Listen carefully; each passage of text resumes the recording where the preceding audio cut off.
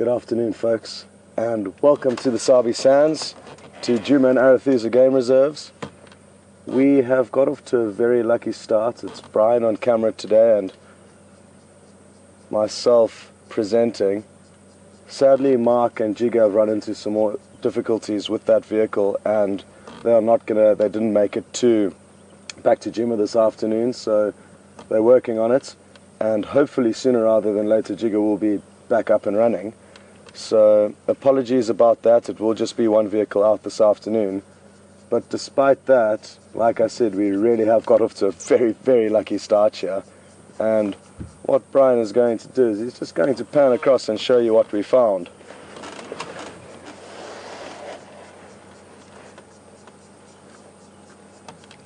Oh yes. Now, we bumped into him about 5 minutes ago, and really we're just completely lucky. We had no idea that he was here. But it is one of those spots that you always kind of double check as you drive past. We are in Philemon's Dip here, and this drainage line does have a lot of leopard activity in it. I often have seen leopard tracks here following this little riverbed. But today is the first time that I've actually seen a leopard in it, so I'm very happy the way things have worked out. It looks like the quarantine male, according to his spot pattern and the photo profiles that I have of him. Certainly a young male leopard without any scars or scratches, and prime condition.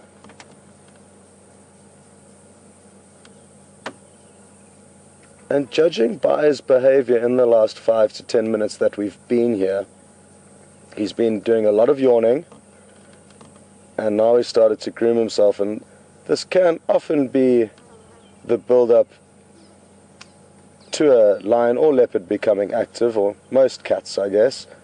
So half of me is hoping that he does get up and start moving around. That obviously does increase our chances of seeing any action. But on the flip side, the concern is that if he does head down this drainage line further, we will seriously battle to follow him and could well lose him. The area surrounding this little clearing that we're in is very, very thick. So those are two things to bear in mind if he does get up and mobile.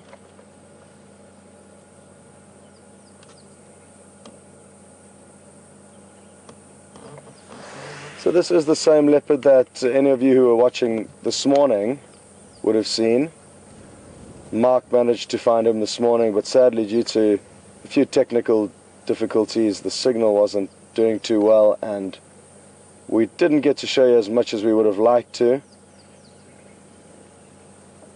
But as the crow flies from here, this animal's probably moved 2 miles, possibly a little bit more than that, since where you saw him this morning, for those of you that were following.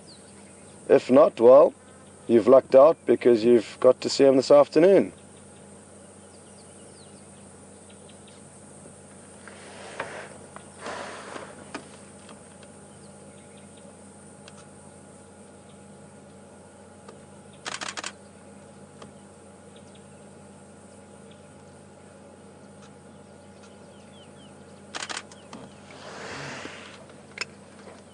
For those of you who are joining for the first time, welcome, and for our regular viewers, welcome back. Just a reminder, if you would like to ask any questions, hashtag @SafariLive would be the Twitter address.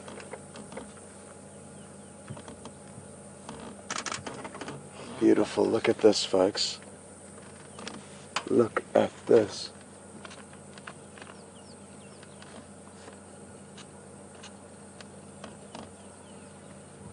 This is really beautiful, folks.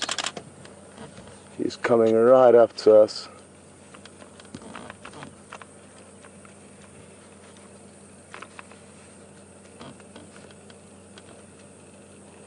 Wow. Haven't we got lucky with this? This is wonderful, folks. Scratching is claws on the tree to keep them in good condition. Just as a domestic cat would, this keeps them sharp.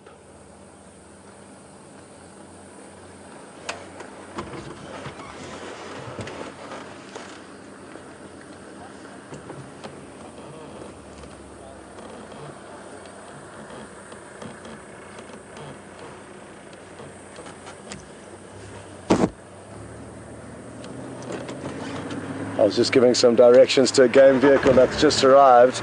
I feel very bad because I forgot to update them about this. As we went live, he became mobile and asked for any updates, but I had focused all my attention on you guys, so I do feel a bit bad. That's Texan, it looks like, one of the local guides here. But I'm glad he's here, and I would have remembered to call him shortly. And now that there are two of us here, it will aid in following this animal.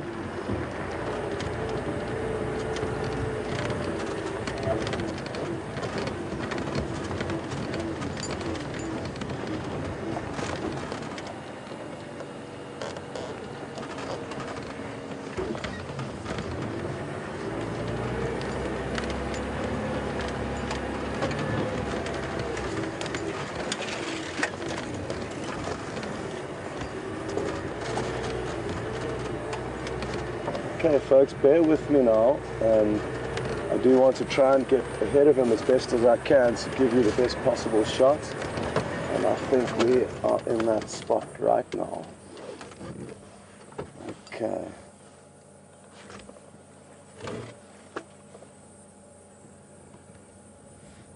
So special to be able to view animals as beautiful as this and as secretive as this, with them responding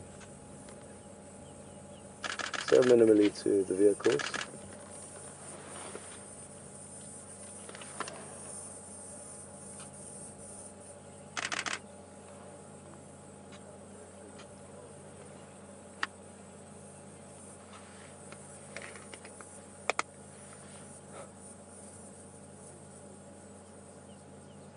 Little toilet break. Again, it just reaffirms how relaxed they are with us, and we are so fortunate to be able to view these animals in this relaxed state. As I mentioned earlier folks, this leopard is in its prime. It looks very intense. It may have seen something up ahead. Now it is a youngster folks, it's just about 2 years old, and you can see it is stalking something. This is wonderful. But due to its age, we can be assured that it is not experienced and has got a lot to learn when it comes to hunting folks. But please do understand that we are watching this animal stalking something. We're not sure what it is, but this is incredible. This really is incredible. There it goes, a little bit faster. It's certainly seen something here folks. Look at its tail twitching. Now we don't want to impact too much, and we also do need to take turns in having the best position with the game viewer. So we're each going to take turns afternoon, and that way it's only fair for the two vehicles in the sighting.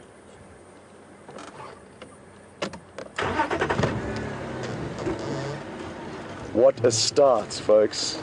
This I didn't expect. Myself and Brian were disappointed to hear of Mark's misfortune with Djuma, and we're sad that we were missing half of the team this afternoon, but when this happens, it just goes to show that everything happens for a reason, and if the afternoon continues like this, we won't require two vehicles being out here, because I could stay with this leopard the whole afternoon very, very happily. It's still very intent on something. We're not sure what it is. We haven't seen it. Their senses are so much better than ours that it's difficult for us to tell sometimes what they know. But again, folks, it's important to understand that this is a youngster, and even when they are mature and experienced, they do battle or have a low strike rate, 20 to 30% of attempts. will be successful. So for this guy, I would say it's less than that. It's in the 5 to 10% region. He's still got a lot to learn. He would have been completely reliant on his mother up until a few months ago, so it's around 20 months of age, I think, in his case. And that whole time he would have been relying on her to feed him and make kills.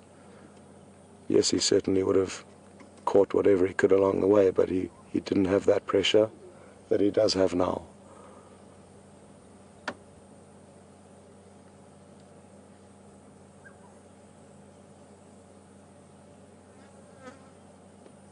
Oh, that's possibly what he was interested in. I've just seen a dwarf mongoose run across the road, and sadly for dwarf mongoose, they tend to be high up on the menu with young leopards like this. They're relatively easy to catch, I think, and it is a small biting to keep them going. Not ideal in terms of a meal, but any snack they can get their paws on, they'll certainly take.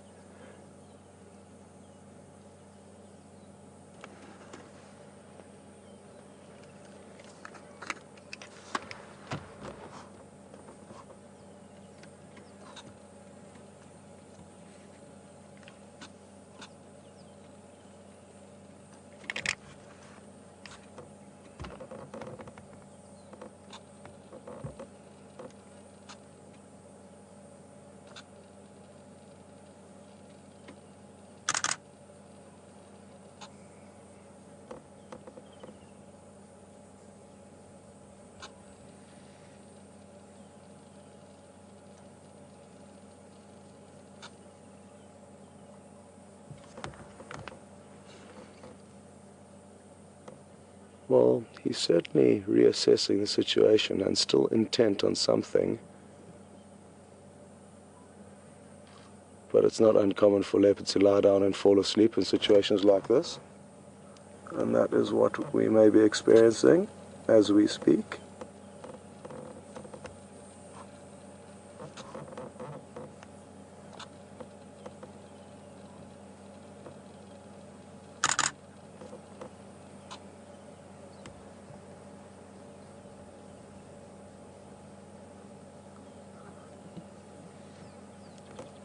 I've seen leopard stalking impala and various antelope before and getting relatively close, 20 to 30 meters away from them, and then simply lying down and falling asleep. So, yes, they are incredible hunters, but they do sometimes do some strange and unexpected maneuvers, especially considering, I mean, this animal was stalking, jogging at stages towards whatever is in here that got its attention, and now it's asleep, basically. So either way, we're very lucky that it chose to move out in the direction that it did. If it had headed out in any other direction, it may well have been impossible to follow due to the thickness of the vegetation. And I think it potentially is just waiting here for one of these dwarf mongoose to run towards it. That is my theory. So we may have a dwarf mongoose first leopard encounter shortly.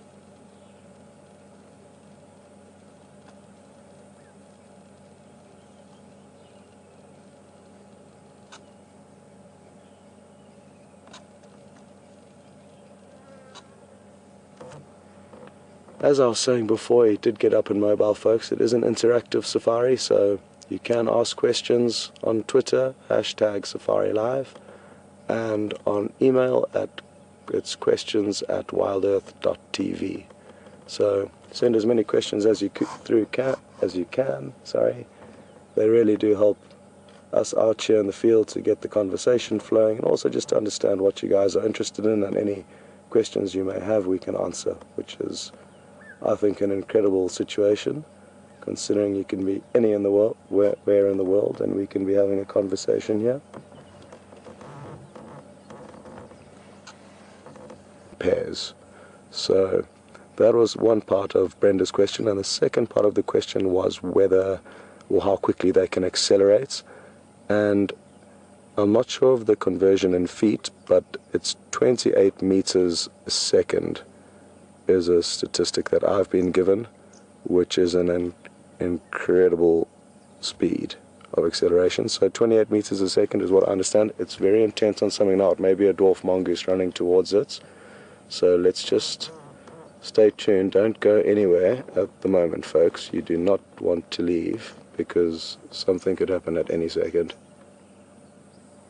So that equates to 92 feet per second that it can accelerate at. So close on 2 years in this territory that at the moment he's sharing with his mother, but that won't continue for much longer. But he seems to have given up.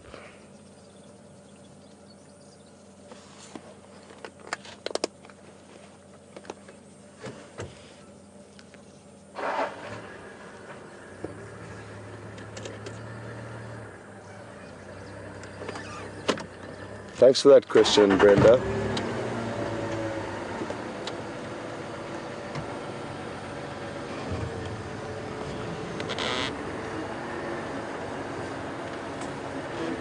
Okay, we've just got another question through from Karen in London, and she's asking how I would tell the age of this leopard. It's difficult to tell just by looking at them unless you know them or know stories about them, and that's exactly how I know about this one, from the fact that it has been monitored since birth, and they know it was born in December 2012. So this leopard has been followed very closely. Its mother's been followed very closely for years. So that is how we know the age of this specific leopard.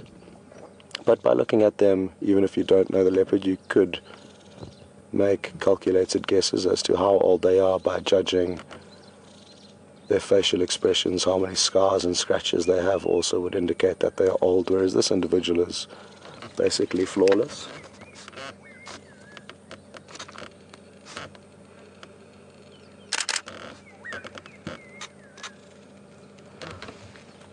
So I hope that answers your question, but like I said, in this case, we know these animals very closely and individually, which is abnormal considering how shy and elusive leopards usually are.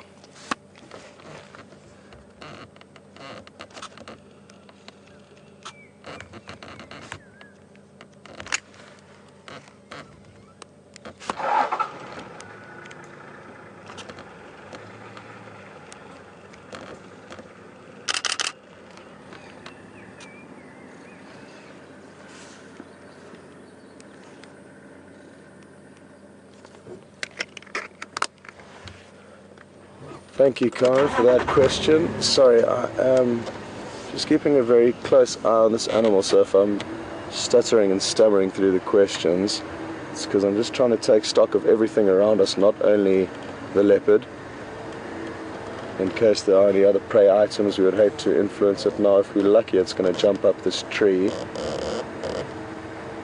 So let's see what happens here.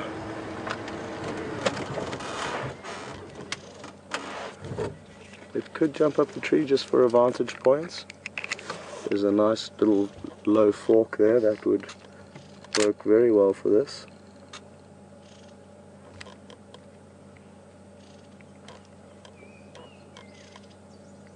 Come on.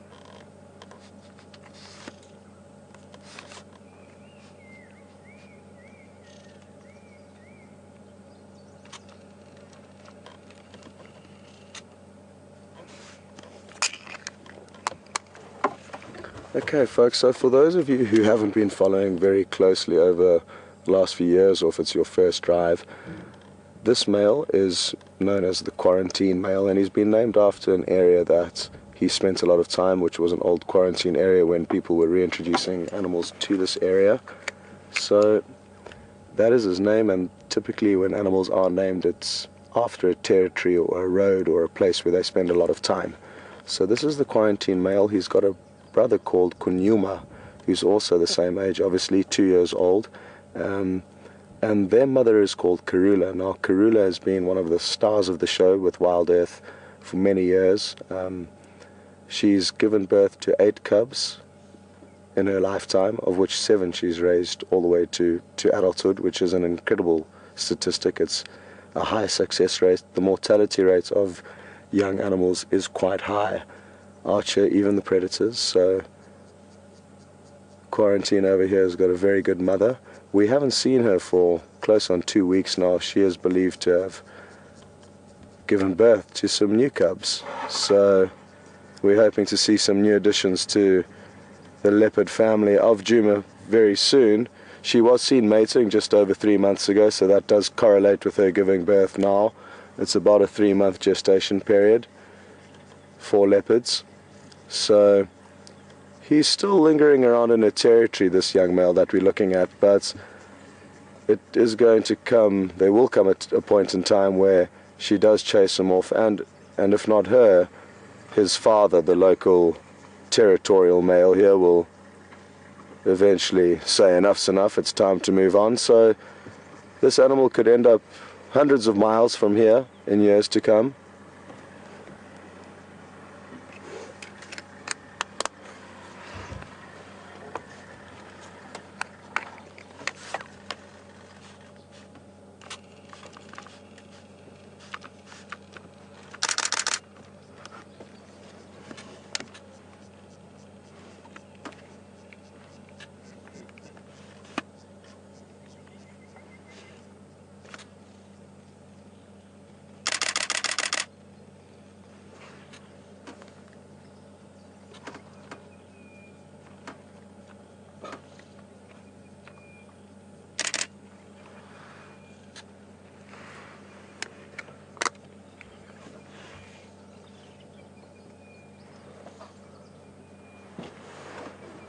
Folks, look at how close he has gone to that vehicle. They are incredibly relaxed with the vehicle, and this is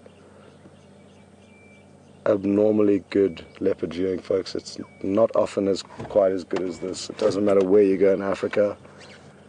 To see leopard sightings of this quality when they are this relaxed with the vehicles is really, really something special. He is heading into thicker vegetation now, folks, so things are going to get difficult.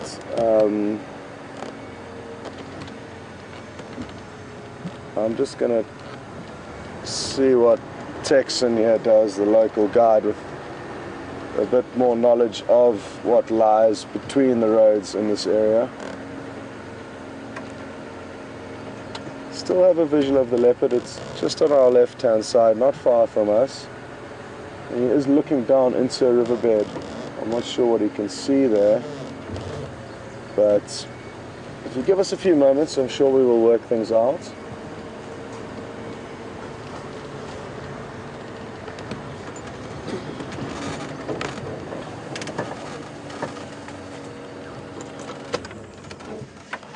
Okay.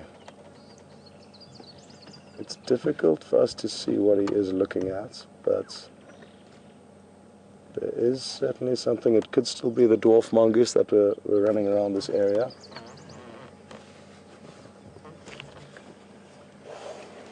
So we'll just give it a moment or two going on here. So it's thick vegetation, good for the leopard's hunting, because there's lots of opportunities for him to hide and stalk, but for filming it makes it a little bit more difficult.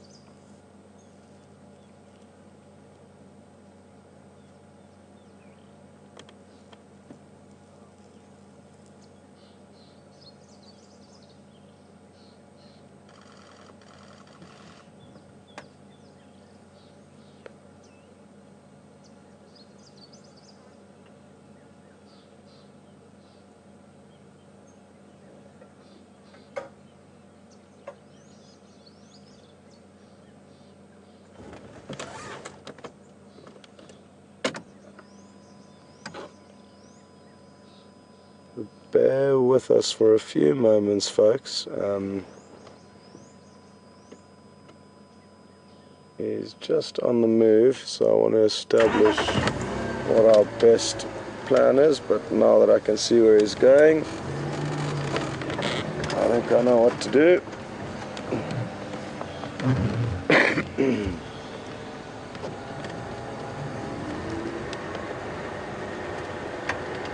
Thankfully he's just heading parallel to this road. We've been so fortunate with the direction that he's chosen to move in.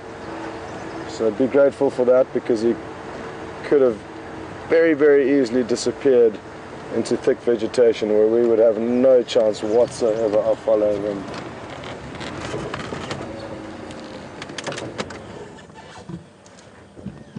There's a wooden stump up ahead here that I'm guessing he is going to jump onto. But let's see. Yep. There's certain things that leopards simply cannot resist. And that small little bit of elevation, like we can see, a fallen down tree, is what they do love to get themselves perched on.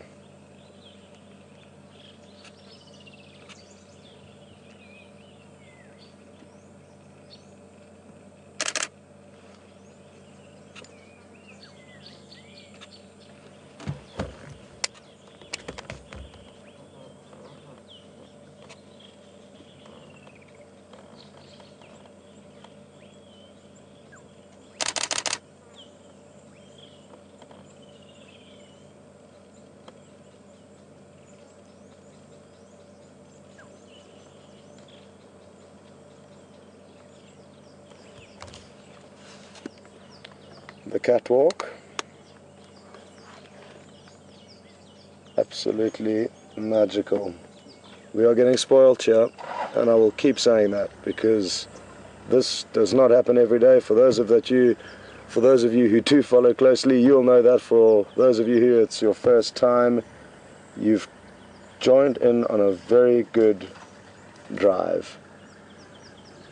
Extremely fortunate with what we're seeing here.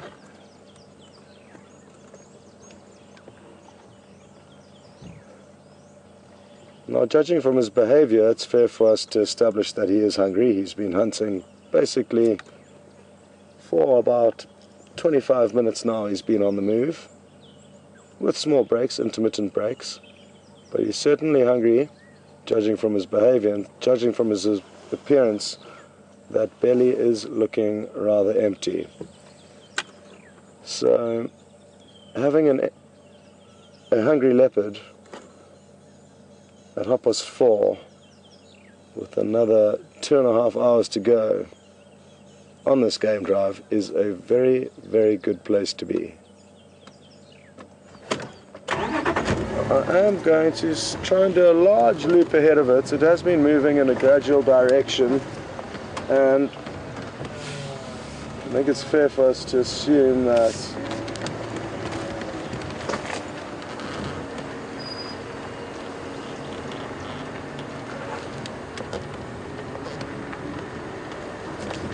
we will continue to head in this direction. Now, I have seen impala along this road, and a lot of impala, so on various different drives. So also remember that it shouldn't be too long before he does come across some form of a potential prey item.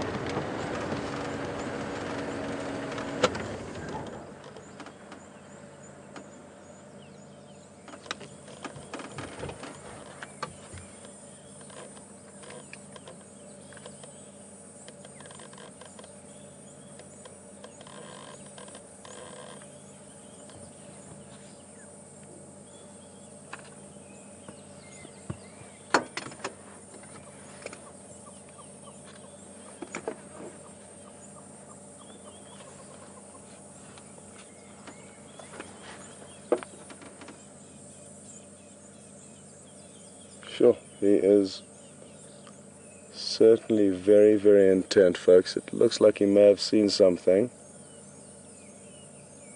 Look at that gaze, folks.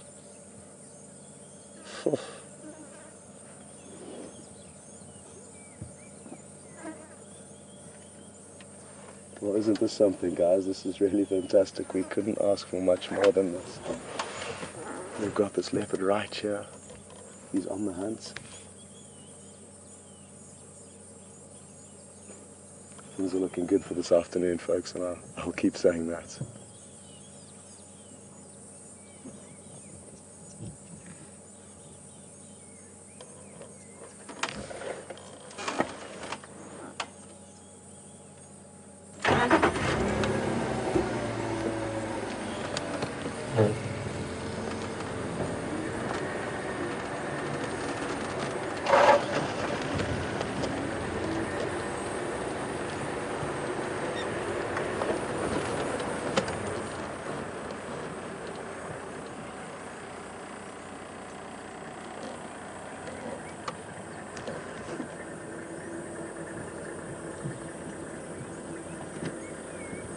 Well, isn't this something, folks? He's right in the middle of the road now, as you can see.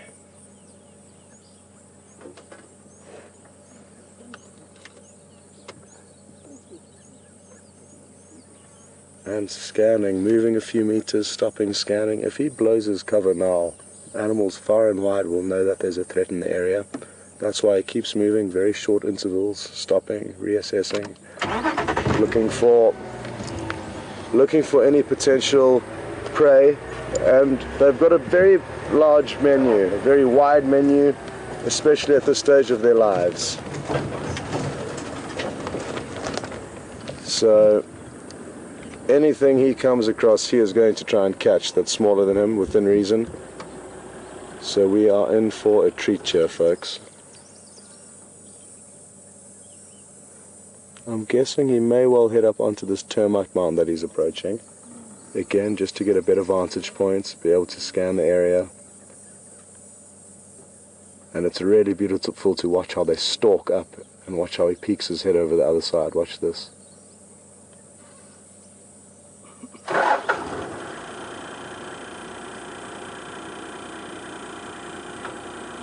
Beautiful. Beautiful. Sorry I didn't call you, man. We had just gone live and I was going to. Cool. Good stuff. Cheers.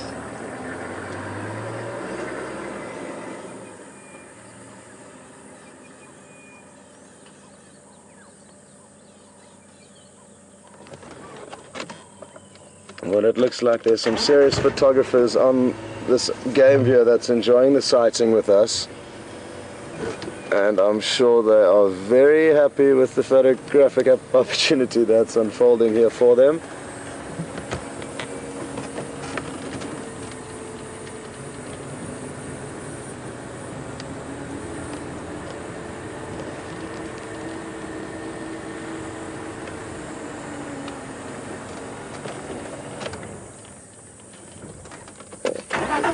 We got a little bit more forward. There we go.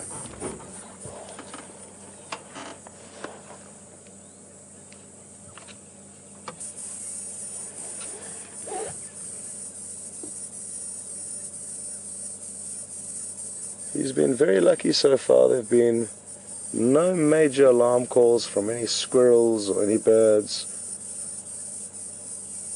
which the more little alarm calls that go out, the more prey items become concerned that there is a predator in the area. So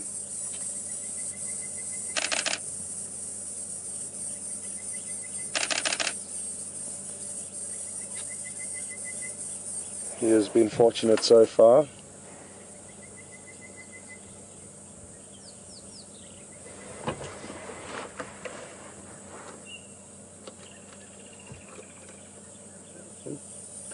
Thinking about moving a little bit ahead and giving you guys a different view, a little bit more of a front-on view. So let's see if we can work this out. Oh, he's just in a big yawn there.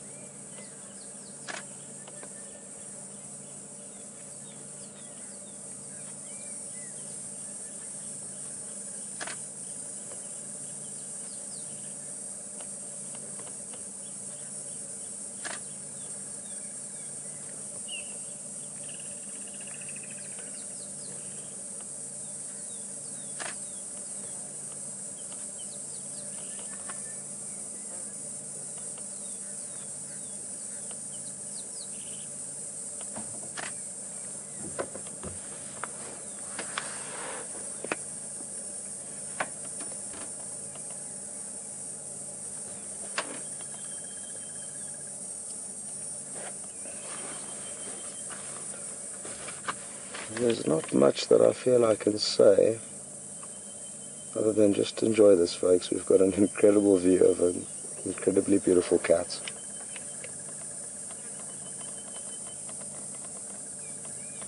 And these moments don't happen every day out here.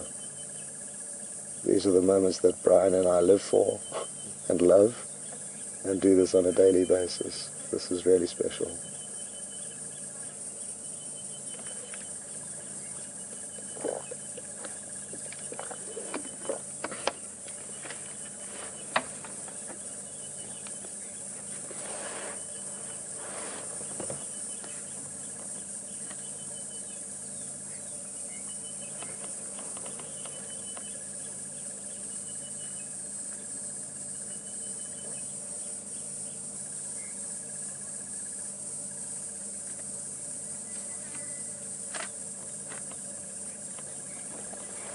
We've got a question that's just come through from Bill in Minnesota, and Bill is asking, how big do leopards get? Now, it varies in the areas you find them, but females can be from anywhere as small as 30 kilograms up to about 50, 60 kilograms, and males anywhere from 60 up to 100, sometimes a little bit more than 100 kilograms. So those are the kilogram weights I have for you. In terms of length, from tip to toe, some may be as big as 10, 11 feet, 12 feet from tip to toe, but it does vary, and they stand about 3 feet, 4 feet high.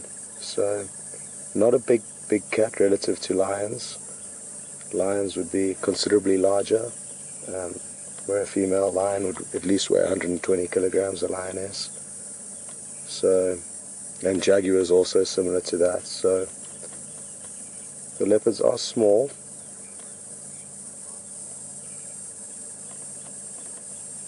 So to give you guys an idea of the conversion from kilograms to pounds, 100 kilograms is 220 pounds, 30 kilograms is 65 pounds. So, oh, beautiful. When he stares back at us like this, we've got a really magical sight. So yeah, not the biggest cats, but pound for pound, one of the strongest.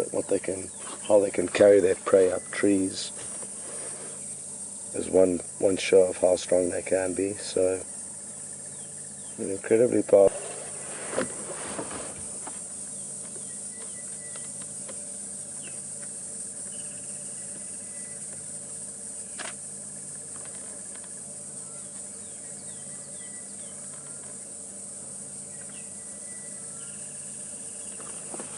John from Connecticut just asked what the biggest prey item is that this animal could take down, and in the region of a male impala would be the kind of higher end of his scale, but strange things do happen. Maybe a small zebra or a small wildebeest he would take on.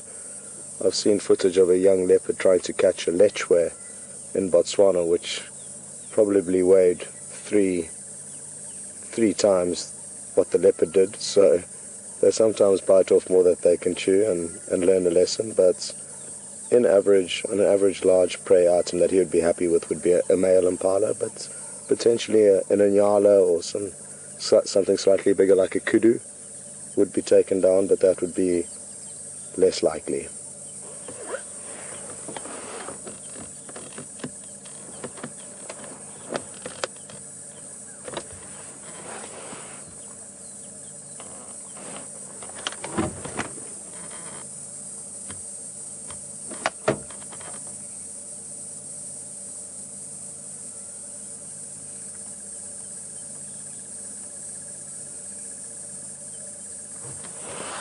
I wonder how long he's going to sit here for. It would be interesting to find out, and we will find out, because we are not going to go anywhere just yet.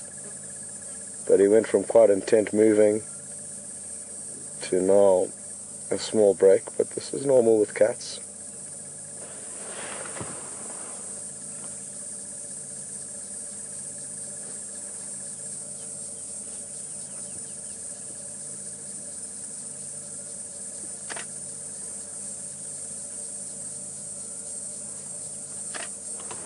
So folks, for those of you who have just arrived, we've been following this leopard now since we started about 45 minutes ago. He's a young male leopard that is fairly well known in this area, and he's just popped out in front of our vehicle there, and he's back on the hunt. So we've been watching him, he's been moving, he's been up and down, he's been stalking different animals, so he is on the move, and we will continue to follow it. Behind you there again, please, Brian. The camera.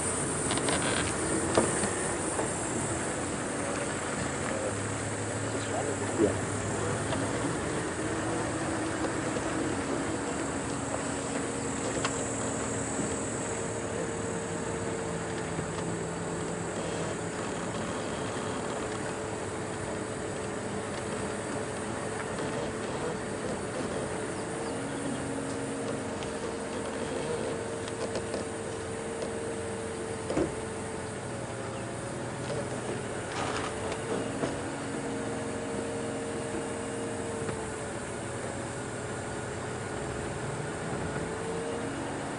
So again, just to recap folks, if you have just joined, a young male leopard, 2 years old, this is the quarantine male, and the sun is shining and we are getting spoilt with an incredible leopard sighting so far this afternoon. It will be interesting to see how much longer we do manage to stay with him, because the vegetation is thick here, and this morning, after being viewed for just a few minutes, he was lost. It happens all the time. If they head into area of thick bush and zigzag 1 or 2 times, we lose track of. He is stalking something. I can't see what is in there, but he is certainly showing interest in something in this thick vegetation down to our left. So we'll try and always loop ahead of where he is moving. That way we can see what he's heading towards, and if there is any potential prey, we can try and position ourselves accordingly.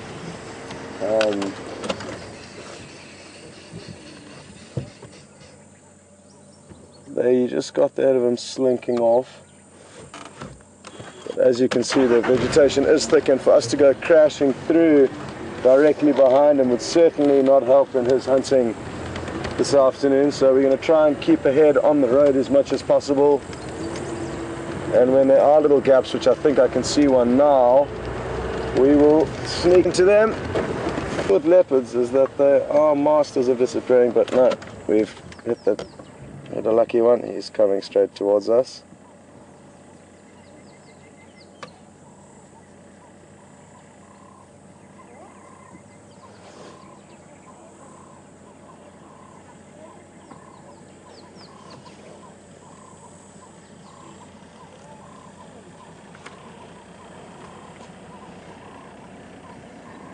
Again, just to reiterate, they like to move a few meters, 15 to 20 meters, stop, listen, reassess. If they do blow their cover,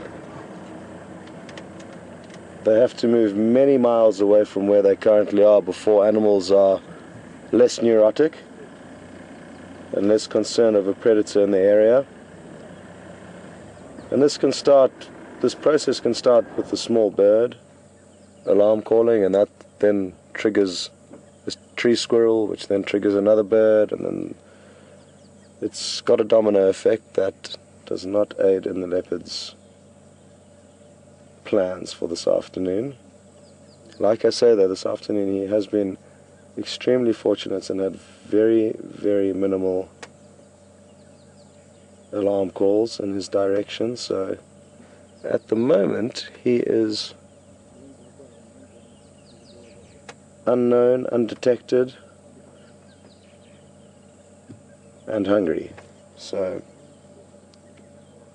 we are bound for some entertainment.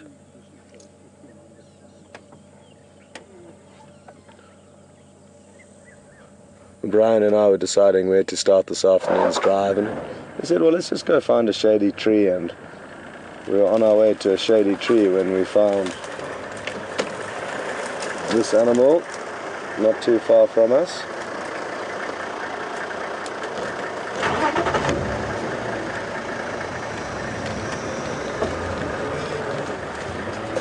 Just repositioning to make space for the other vehicle.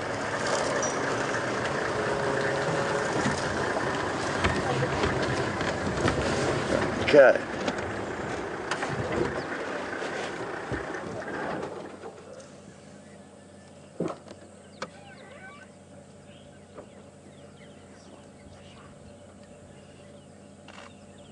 It is hot, folks, so you'll notice he is panting,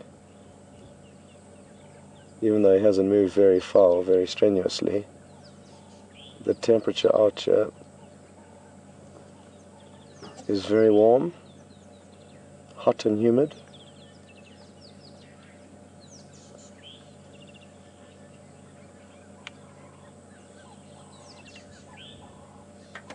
Oh.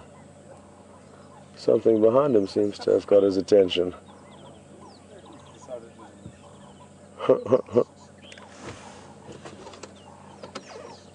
Well, what could it be?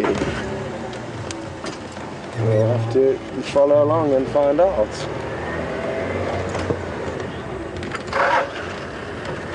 Well, at least try to. It's not going to be easy. We may have to go back around. Yeah. I'm tempted to go back. Sure. It's not easy, folks, deciding what to do here. But we may just have to force our way through. Brian, hold tight. Oh! Okay, we've got no thorns on the left, but thorns on the right. Or other way around, rather. All good? Well done. Well done, Brian. Thankfully, folks, Brian's got very long arms. So in situations like this, it helps us greatly.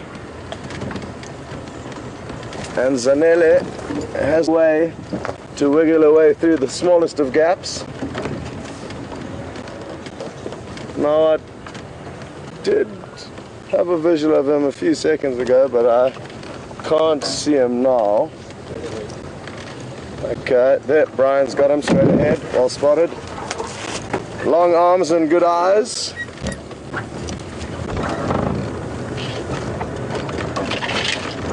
So, now imagine if we were tracking this animal by its footprints. It would have been heading in a uniform direction the whole time. I've just seen a scrub hair here. It's a lucky scrub hair. Brian will focus on it to show you. But that right there would have been a tasty snack for it. I'm not going to stay long because we will lose this leopard if we don't stay with it. Shame that poor scrub hair looked terrified. I think it saw the leopard walk right past it, so understandably that is why it looked terrified. Now we can't see the leopard. Where has it gone? There it is, straight ahead of us. Cool, we got lucky again. The luck continues. So heading straight back in the direction it came from. So as I was saying, imagine if we were tracking this animal and it's followed its tracks, we would presume it would carry on in that direction, but as we've just been shown, it's on a complete U-turn.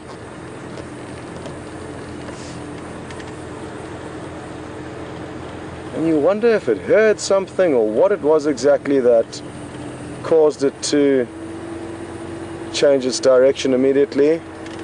I'm going to have a close look at these tracks because it's always useful to look at tracks that are very fresh. Now we know they're seconds fresh, in order to refresh the brain and the memory of how extremely fresh tracks would look on this kind of soil.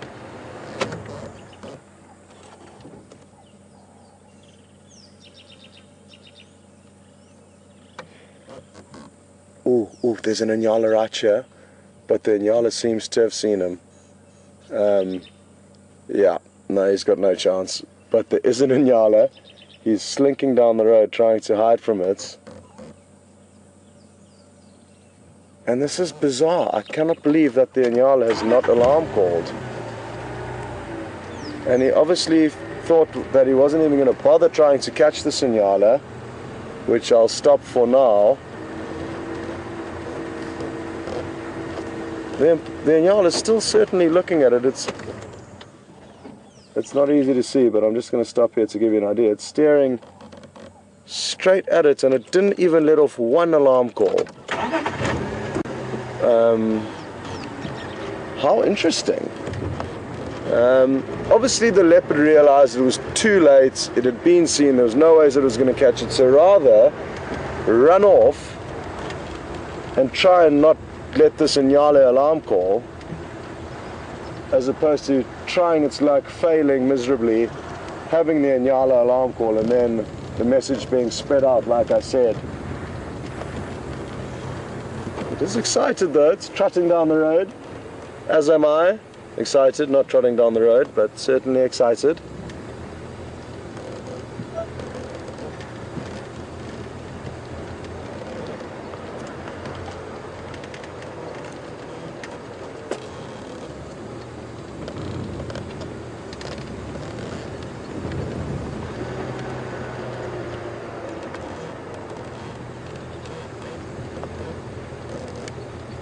Quarantine male is now at Weaver's Nest, Philemon's Cutline Junction.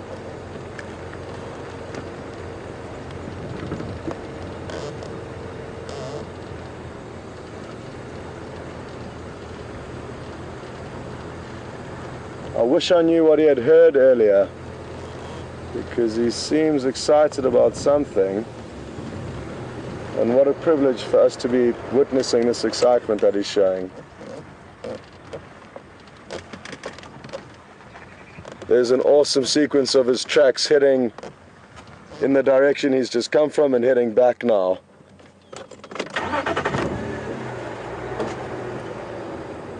Which again, like I was saying regarding tracking this animal, it's not an easy task.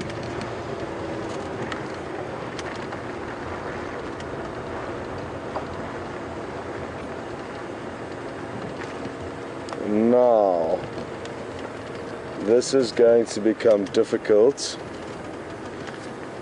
because I know the vegetation he is heading into. It's an area of riverbed, and if he heads down into it, it's going to make things difficult for us. But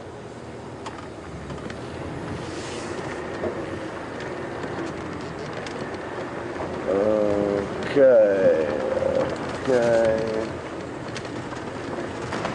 Cool, let's see what happens. We'll get into this riverbed and see if he doesn't pop out alongside us. It appeared that he was continuing down towards the riverbed, but hard to tell for certain. As we saw earlier, he did a complete U-turn.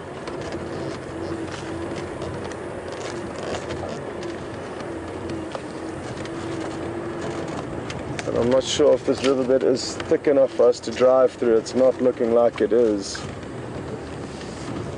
Oh no. Over to next.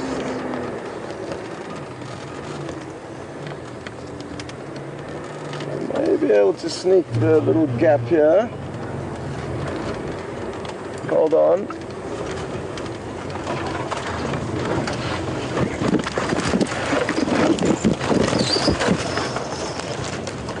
Okay.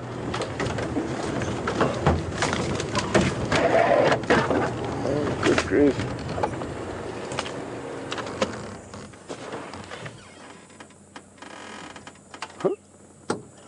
There's a myriad of different sections of this riverbed that split and fork and weave through this area, which is not going to make things easy for us, but we will continue trying. You see now these precious seconds that we lose when we cannot see him.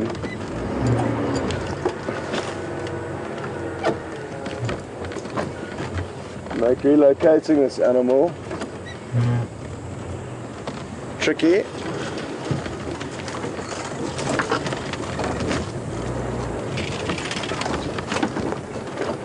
How are you doing there, Brian? All good? Wonderful.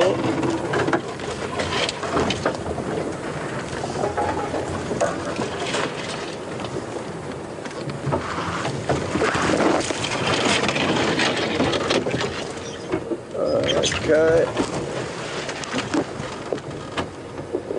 That's not him lying there, that's a rock or something, eh?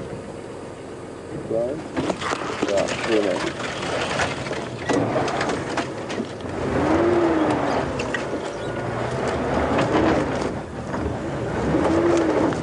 We nearly got stuck. But our luck prevails.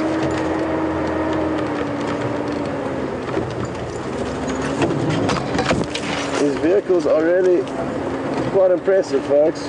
It's not my driving, it's the vehicle that's basically doing everything for us here. Lots of fun. No.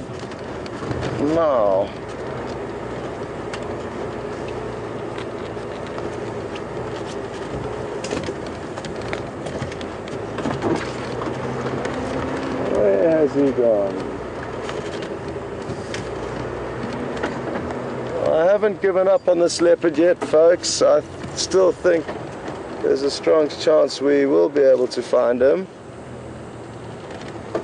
And we are going to do everything in our power to do that.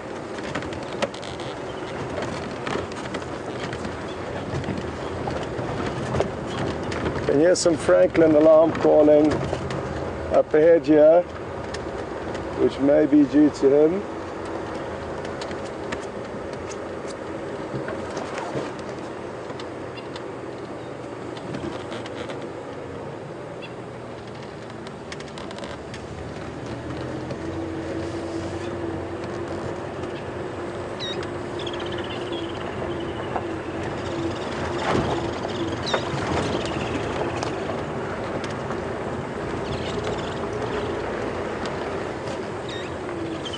Where have you gone?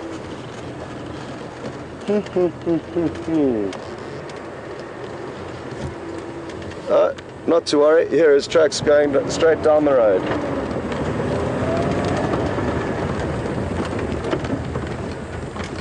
So he did certainly walk along this section of road seconds ago. And I'm hoping we're going to come around one of these, there we go, one of these corners and find him. So that's what happened, luckily.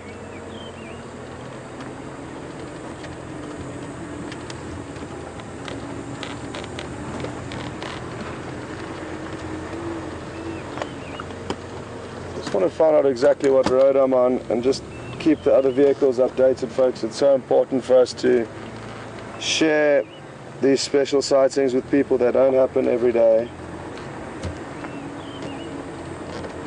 So I'm just going to make sure I do everything in my ability to make sure the guides are informed, and that way they will do the same for us when they find something exciting.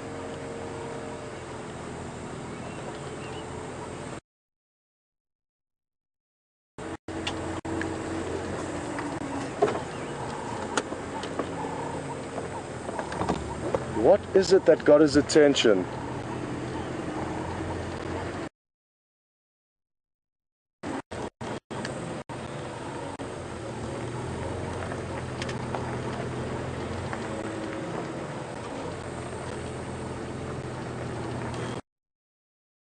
Copy.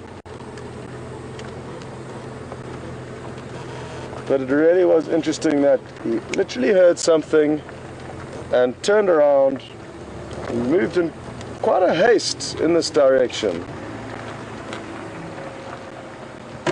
And I doubt it would have been another leopard vocalizing. They very seldom vocalize at this time of day, so who knows what it could have been. Ooh, look at that. Look at this, folks. Look at the little tail twitching in excitement. That can often cause young leopards to come unstuck. They stalk perfectly, but they've got this big tail wagging. Young leopards to come unstuck. They stalk perfectly, but they've got this big tail wagging from side to side above them, giving away their position. But there we go.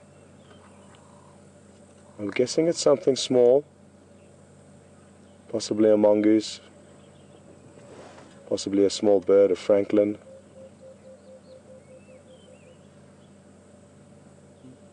But whatever it is, it's being stalked by a leopard. Now, look at that tail, look at the tail.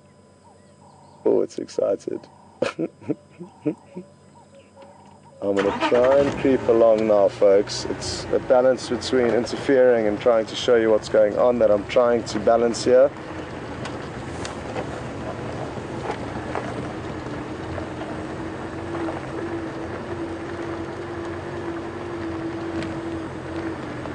What has he seen?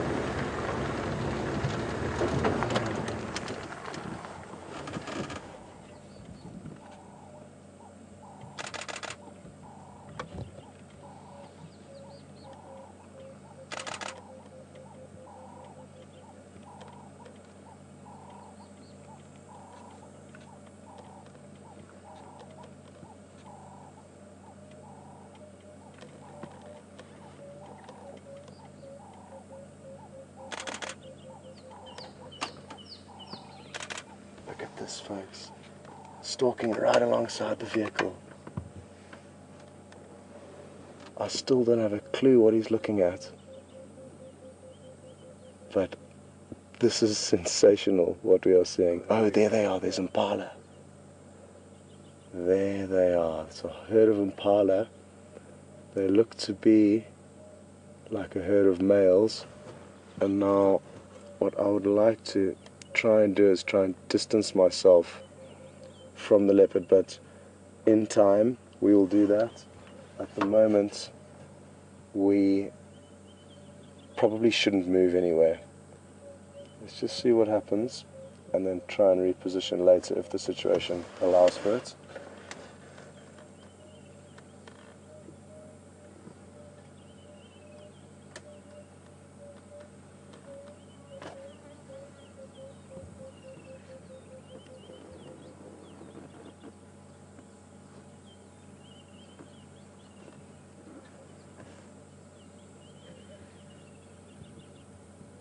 Now folks, to give you an idea, oh, there's already an impala alarm calling. Possibly they've picked up the scent.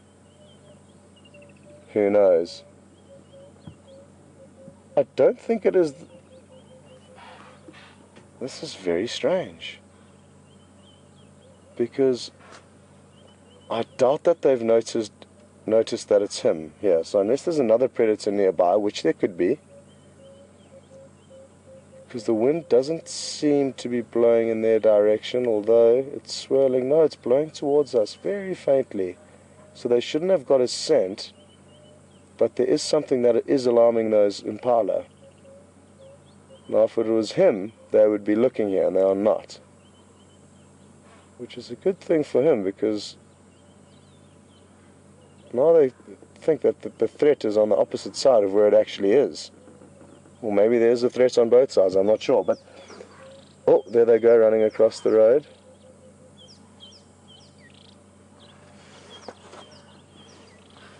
Now folks, to give you an idea of how close it needs to be 5 meters away, 15 feet, 12 feet before he pounces or starts to chase down any prey. The prey items are exceptionally quick, and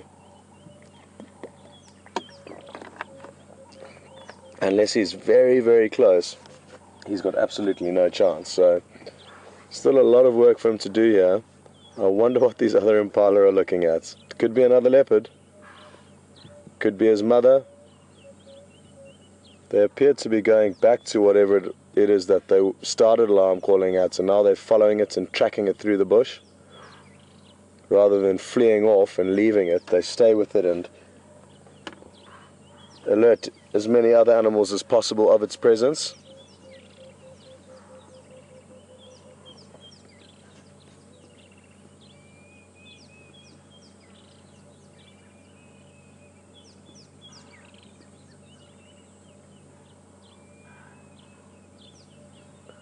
I wonder what it is. Imagine if it's another leopard.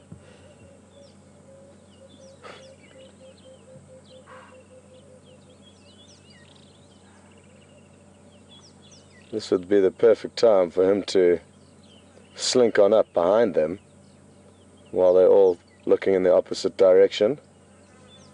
But sadly, he has not realized this.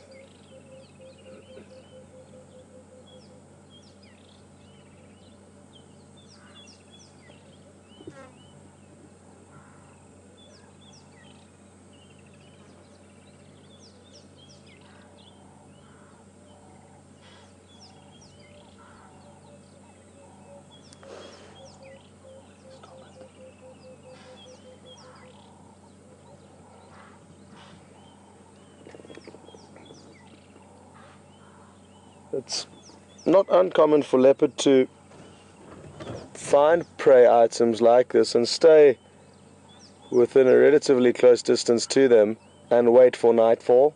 I'm not saying that this is going to happen now.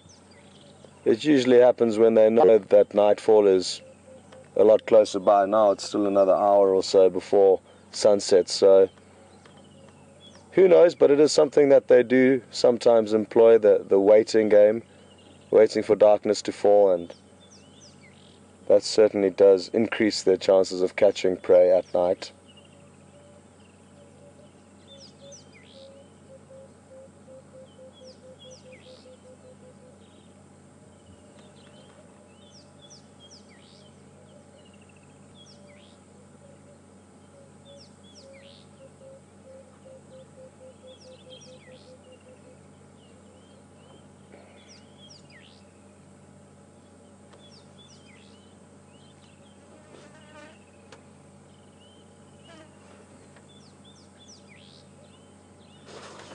Go ahead.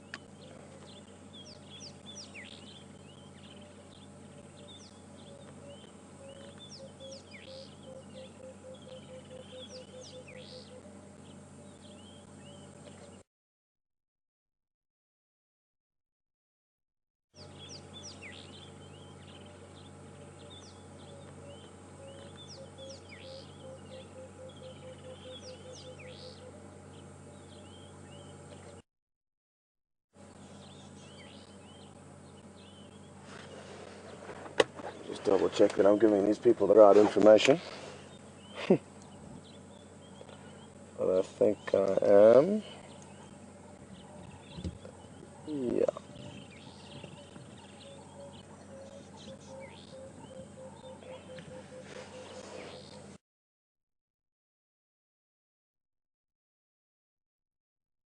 Of Ushibam Road, I think, is the actual road.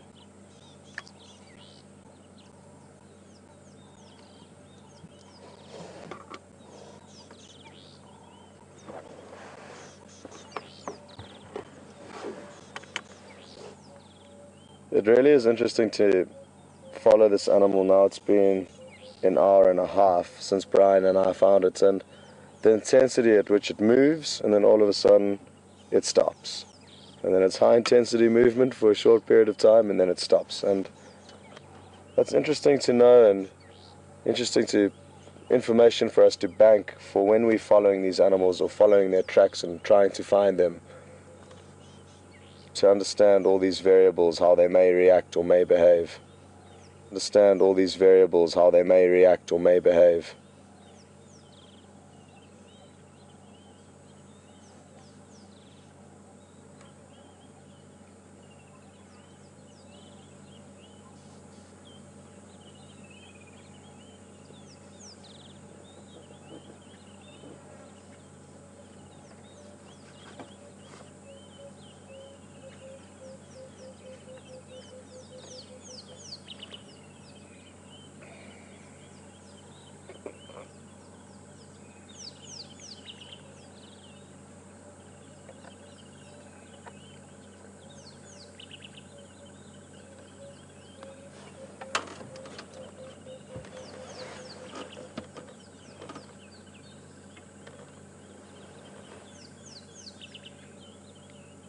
The impala have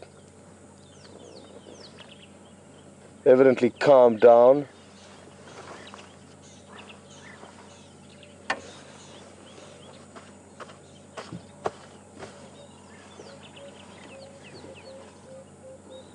Good afternoon, HT. Folks, it's really wonderful to be able to communicate with all of you, but to be able to communicate with somebody who was here doing what I'm doing just less than a week ago really is special. So for those of you who are new, Hayden and another presenter, Peter, were here before myself and Mark arrived, and they got the ball rolling and did a big cat week on Nat Geo, and now he's back home in London and busy watching this. So hello HT, good to have you on board, and I'm glad we're getting to share this wonderful moment with you.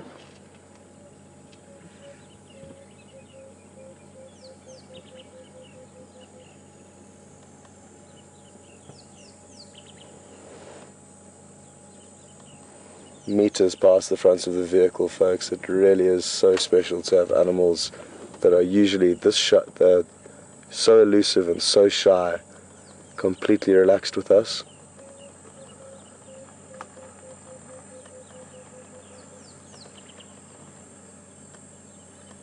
And again, a good example of how their behavior can all of a sudden just up and change. He's sniffing something intently on the ground, possibly where another animal has moved.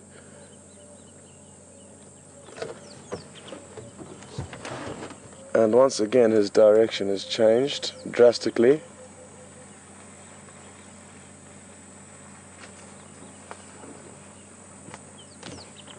Hey, how you doing? No worries.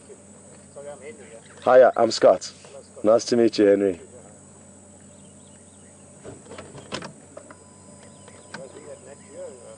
That's done, but still live streaming on the internet. So, until the 31st of January. So, a nice long stint. I'm going to try and stay with him, and we'll keep in touch on the radio. Cool, we'll see you later, Henry. Nice to meet you.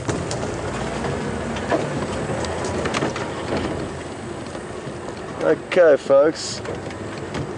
It's always good to meet fellow people who traverse these areas with us.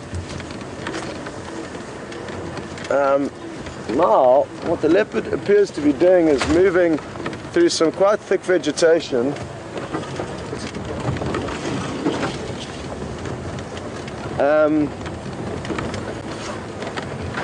Because the more the merrier out here. We all need to stick together, and whether it be at work, at play, out here in the bush, you prefer to have as many friends as you can, and that's exactly what we've just had now, is a new friend, new introduction.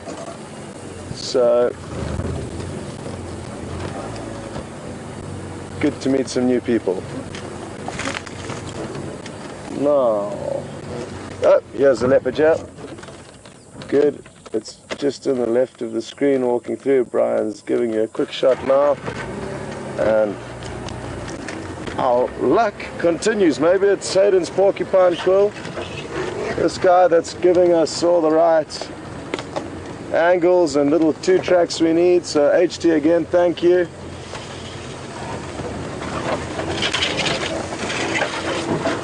I'm sure Hayden's missing it here greatly, folks, as much as he'd love to be back home with the family. There is something very special about this place, and all of us here have fallen in love with it, so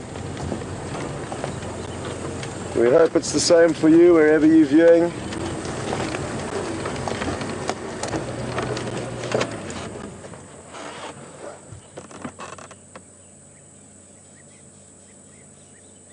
So he has made a very clever move here. He's decided to get into this thicker vegetation that he's in now, and that way approach the impala and be able to get closer to them with more cover.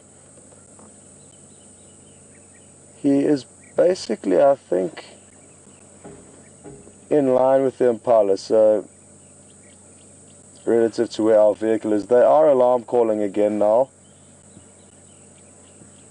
but again, that could be for some reason, whatever it may be, the same reason that they were alarm calling earlier. I don't think it is because of him.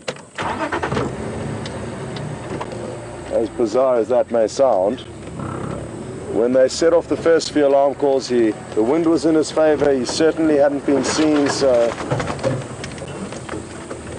hence my judgment as to the fact that it could be another predator.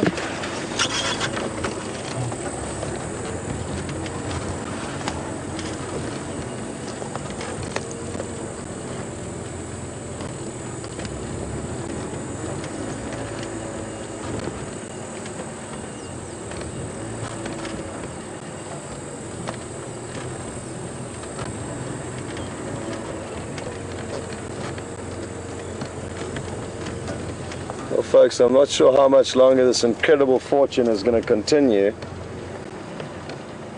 because we have been spoiled rotten this afternoon.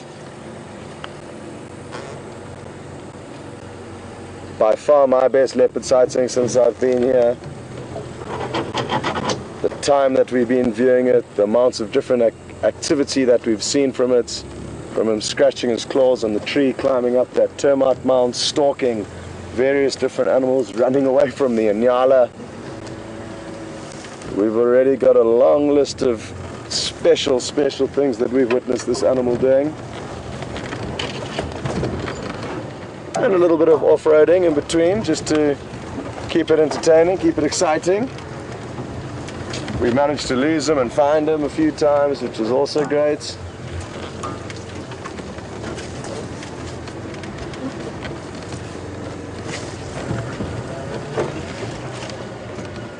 Oh, there goes some go-away birds now. I'm sure they are going to shout at him. So let's watch what happens here. There they're starting. Okay, Brian's going to try and get onto them. They look very hot and they are panting, the go-away birds, but watch, as soon as they see him, I'm sure they're going to start. There's one.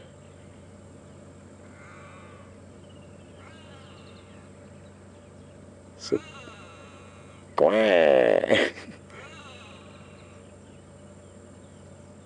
the one that's doing that call is furthest away from it, so again it's strange.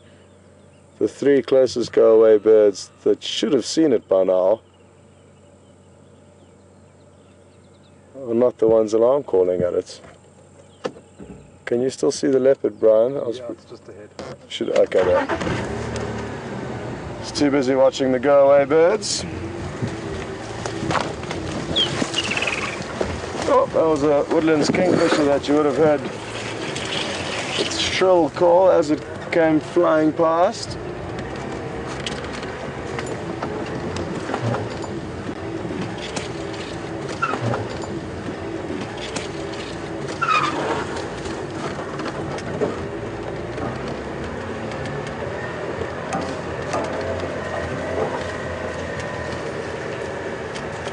I'm trying to keep a mental note of where he is moving, because there's a strong chance he will follow similar paths when he does move from area to area. So the next time we have his tracks in this area, I may have a good idea of where to walk or look for him.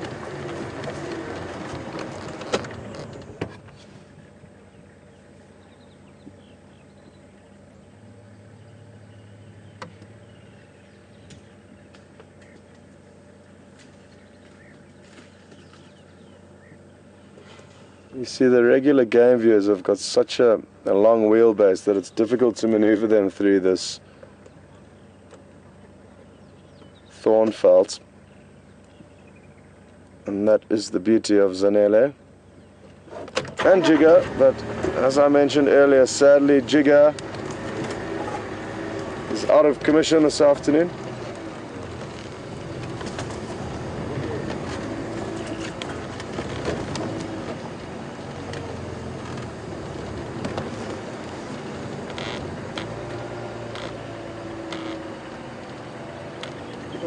Okay, where to go now?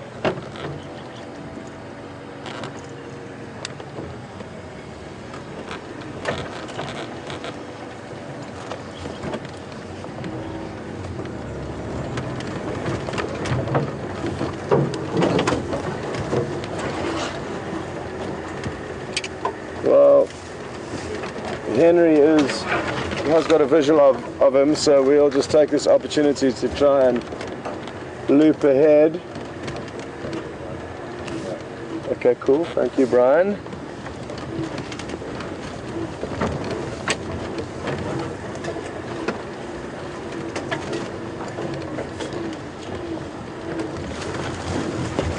Okay, that seems to have worked out.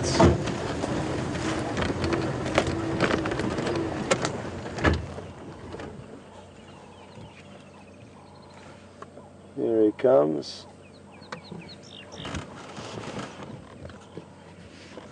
And then up the termite mound again, I'm sure. What I'm going to try and do is stay ahead of him, and that way we might be able to see him creeping over this termite mound from the front. Would be a nice view.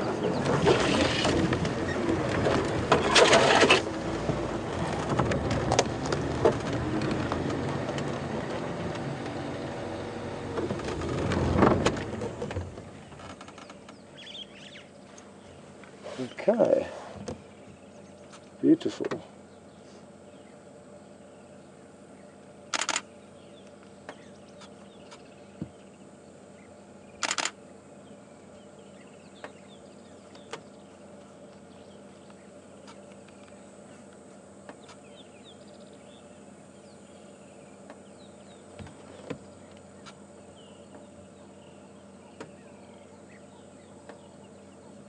Sure.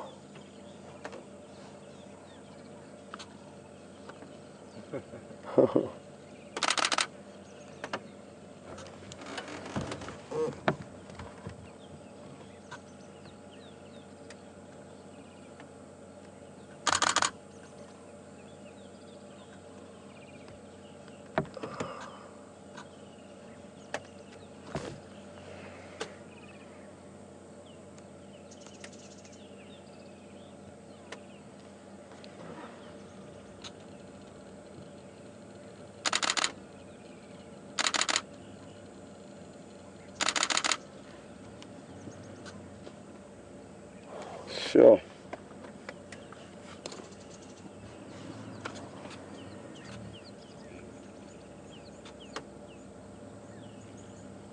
Oh, we just checked down that termite mound for any potential snacks.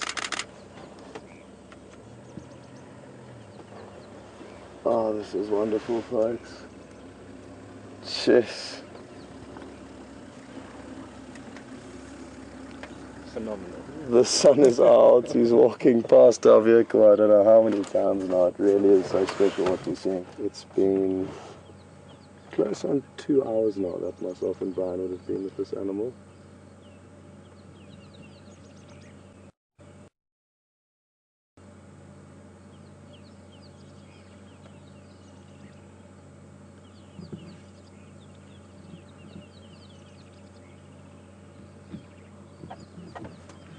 Too good.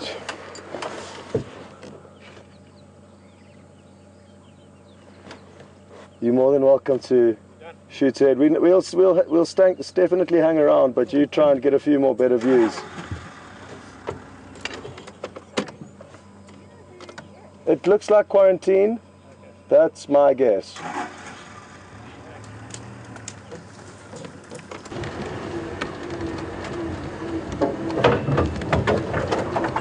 Well, folks, we are very close to the quarantine clearings that he's been named after. Brian will be able to zoom across to them now, just to give you an idea. Zoom across to them now, just to give you an idea. So you can see those open clearings over there. Those are the quarantine clearings.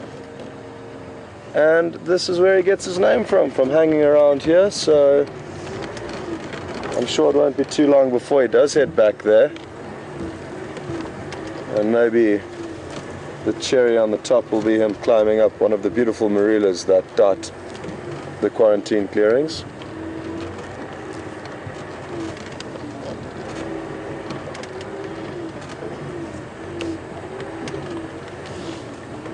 And the weather has cleared up beautifully. Myself and Brian were concerned for a bit of rain this afternoon. But all is looking good now. Sorry, just fell down a small hole. Now another one. Not doing too well here.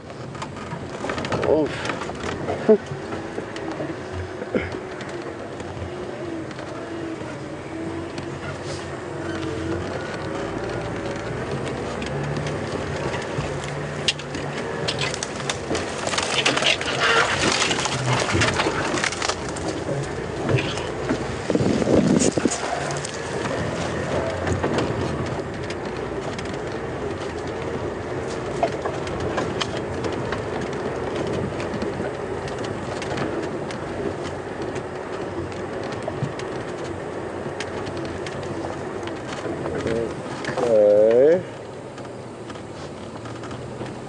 We may need to change our angle of attack here slightly. He appears to be heading down to the drainage line.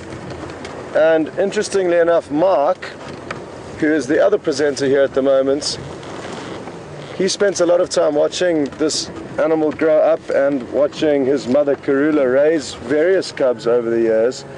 And he pointed out a certain tree which is just in front of us called a boerbean, and he said that she used to spend a lot of time with her cubs, Quarantine and Djuma, at this tree, and he appears to be heading back there. So again, just useful information that gets passed on through the generations of guides or different people that work in these areas and get to know animals and make, you know, to a degree where it's almost incredible how much people know about these wild animals, with no collars, no tracking, or simply just from spending hours viewing them. You get this really in-depth information which is so pivotal in continuing to monitor them and continue to research them and understand them.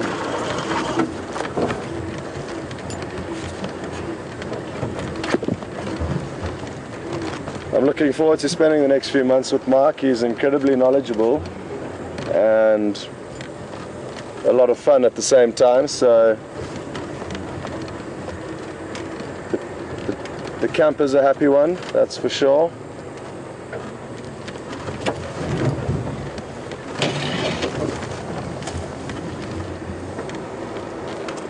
Sorry if you haven't had good views for the last few minutes, but he has been on the move, and we're also giving Henry and the other vehicle a chance to follow him a little bit closer. His stomach is really empty, folks.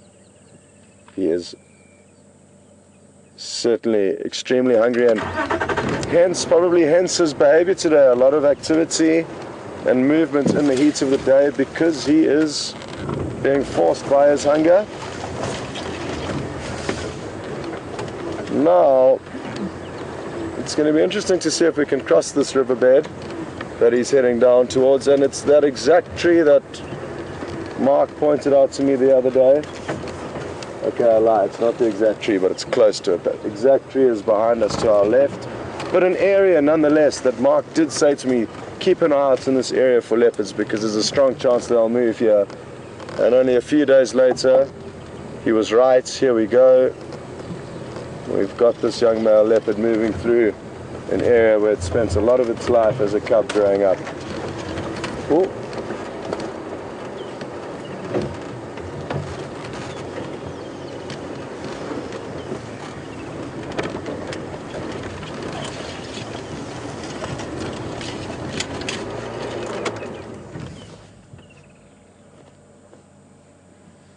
He's following the scent of something, not easy to tell what it is. And now just taking a seat and relaxing.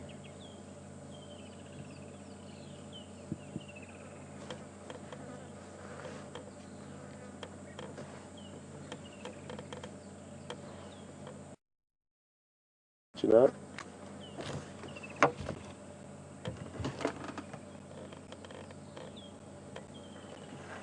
I've lost sight of him. He is behind us somewhere.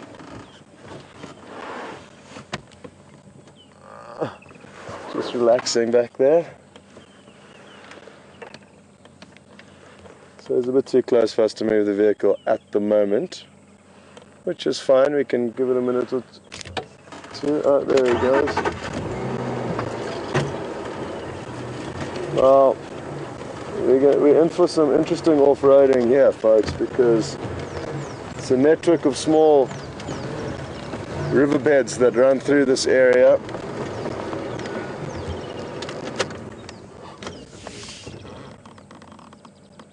That may make our life a bit difficult, but at the moment we're okay.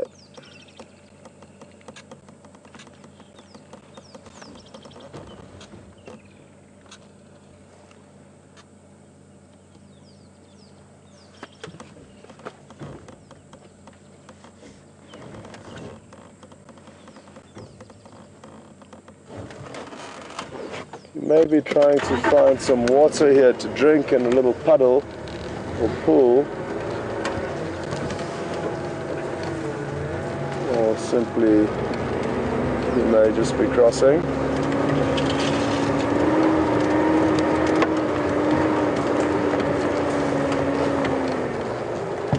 Oh, I cannot believe how lucky we've been today. All the little pathways and tracks that we've been allowed to follow him along.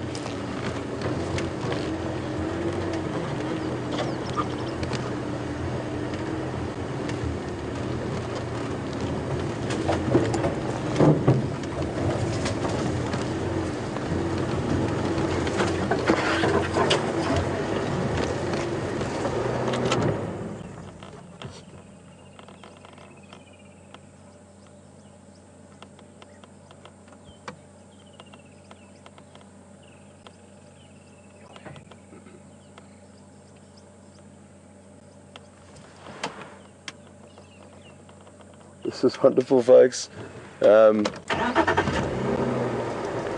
We've still got lots of time to share with you, and considering where he's heading now, I'm not too concerned about us losing sight of him, which I was concerned of a little bit earlier. Now, I could think of nothing better than starting the drive with this individual and finishing it with him.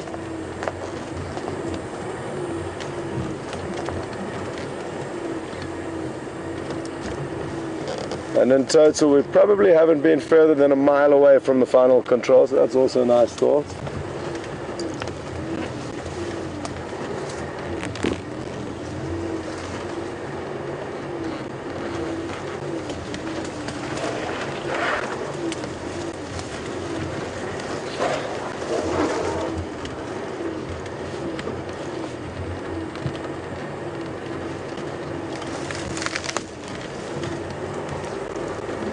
Try and get onto a road that runs along the edge of these quarantine clearings that we are approaching now.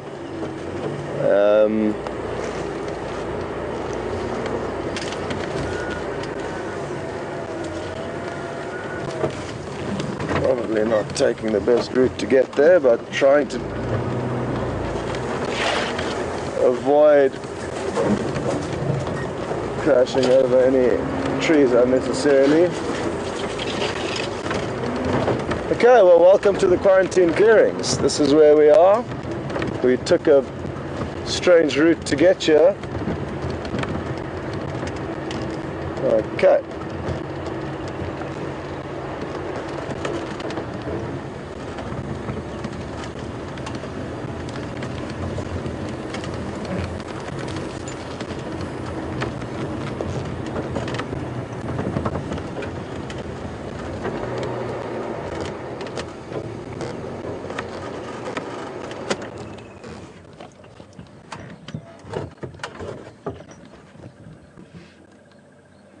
Well, somewhere in amongst all that bush, he is walking towards us.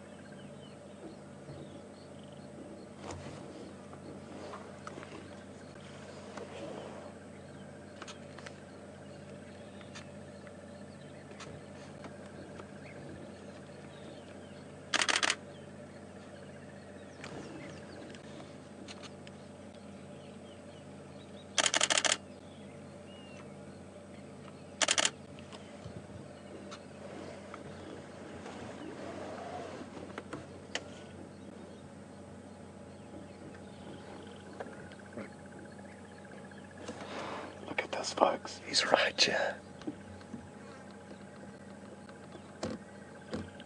And now he's deciding to take a seat. I'm not complaining.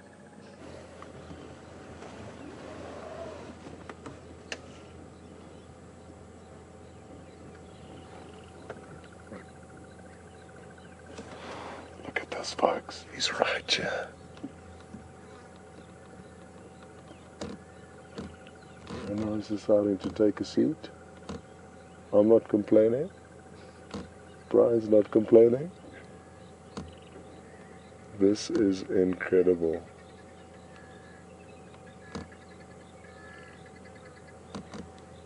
What is he looking at?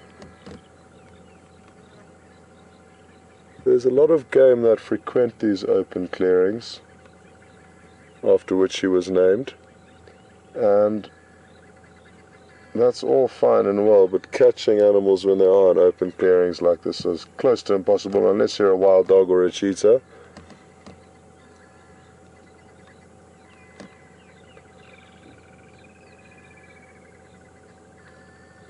But right now, I'm not too concerned about that. All I'm really doing is enjoying this incredibly close view of an immaculate young male leopard. The older animals become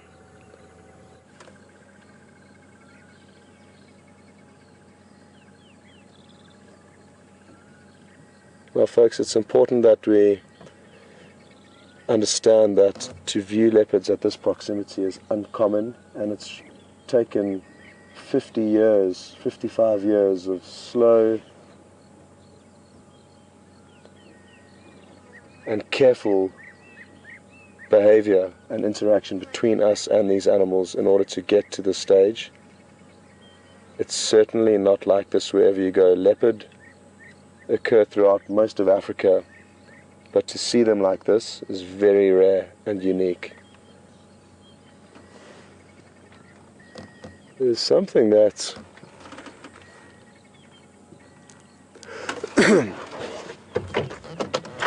he's all of a sudden decided to kind of slink away from.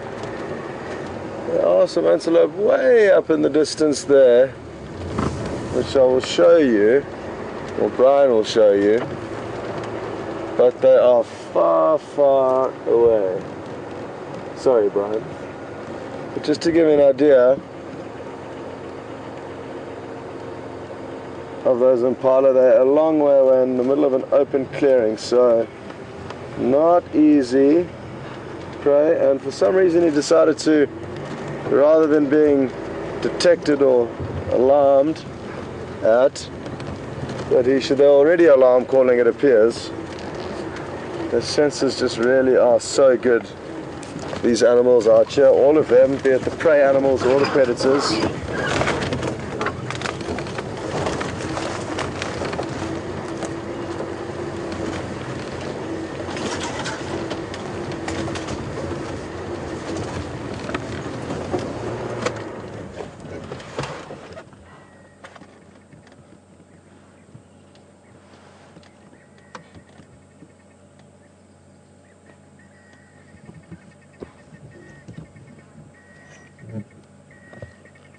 Well, he's found some shade, and I assume he is going to spend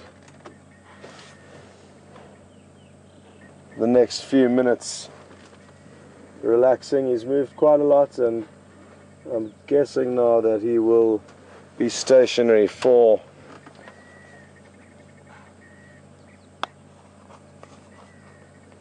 a while. I wouldn't hazard a guess as to how long, but my thoughts are that he will be taking a small breather now. He's moved a fairly large distance, and it's time for him to make sure that all of his spots are spotless. Exactly, thanks, Brian. So yes, it doesn't happen by mistake that they appear in such beautiful condition. It does require some attention and some pampering.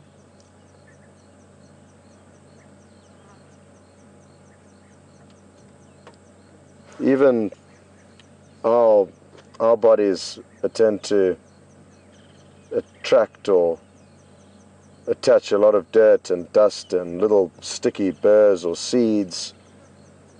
So you can imagine having fur like theirs, how much stuff gets stuck onto it out here.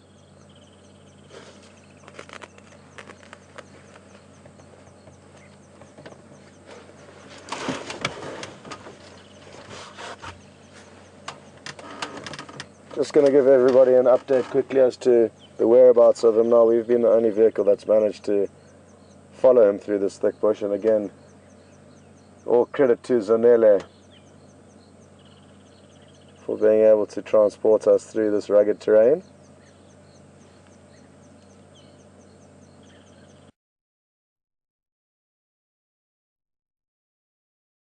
Clearing.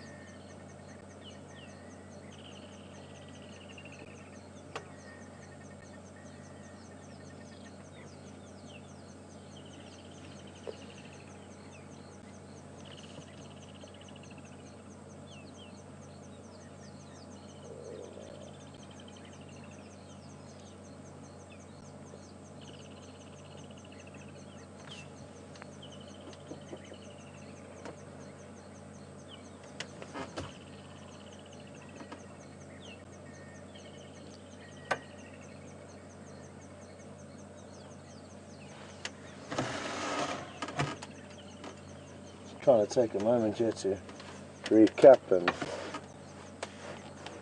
look back on this afternoon. It seems like we've been with him for days. We've spent so much time with him, and he seems like he's done a short beauty stop, or no, just repositioning, getting access to other parts of his body that obviously couldn't clean from the previous angle.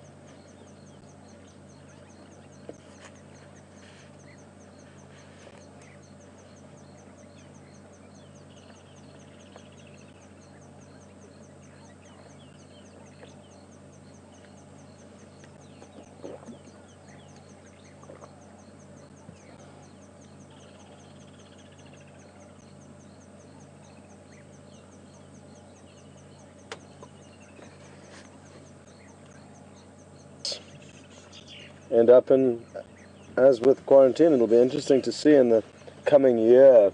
I sadly don't think we'll see too much in the next few months that we hear.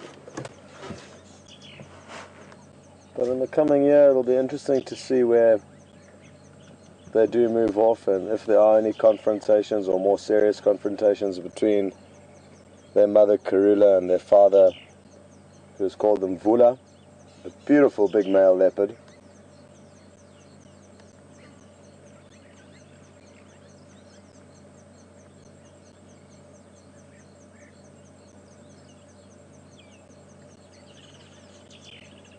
With males, like I said earlier, they can move many miles away from where they were born and where they grew up, whereas females tend to attach onto their mother's territory, or sometimes even chase their mother out of their own territory if their mother is getting old. But females tend to stick around in the area where they grew up and squeeze in, establish their own territory between their mothers and other surrounding females, depending on the dynamics. But males, sadly, because this chap's father would have such a big territory, encompassing many females within his territory, he will need to get out of the whole of his father's territory and then possibly bump into the next territorial male who's also bigger and stronger than him and more experienced, and then having to keep on flying below the radar and dodging through these territories until he A, becomes big enough and wise enough and old enough to establish his own territory, and B, simply overpower a current dominant male. So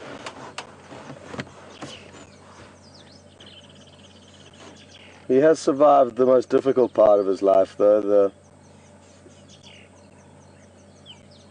leopards, once they do get to this age, do stand a much stronger chance of making it through to adulthood than they do even 1 year ago. Even when they're a year old, they're still very vulnerable to being killed by other predators, other leopard, hyena, lion.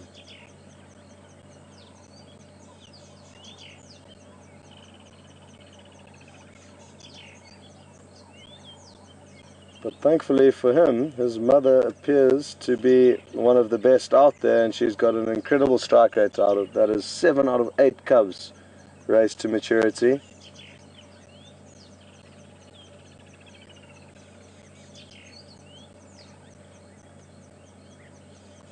I know a female leopard who passed away after not being able to raise one single cub, and she gave birth to 4 or 5 different litters before she did pass away. She did die quite relatively young, so she would have had more chances to raise cubs if she did survive, but she sadly got injured very badly hunting warthog, and the warthog sliced her front paw in half, and with an injury that debilitated her to that degree, there was no ways that she was going to make it through the other end, sadly.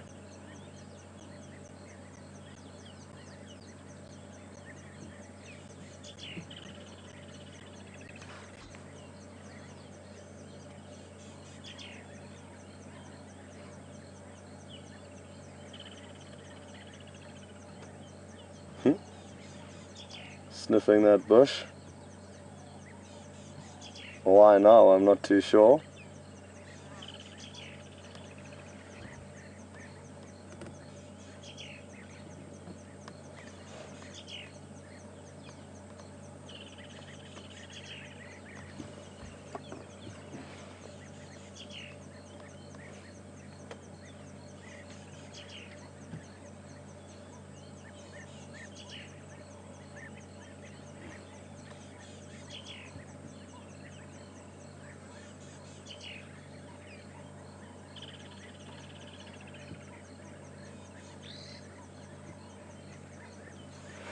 There's a woodlands kingfisher that's landed right here, Brian. We could maybe try and get it. Hey?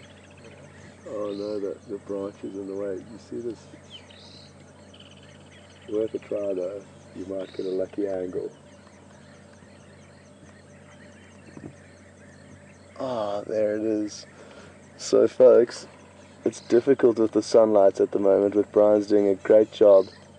This is a woodlands kingfisher. It's sadly we can't see any of its bright turquoise colors that are all over its back, but we can see that little black mask over its eyes, like a Zorro mask, and the red bill.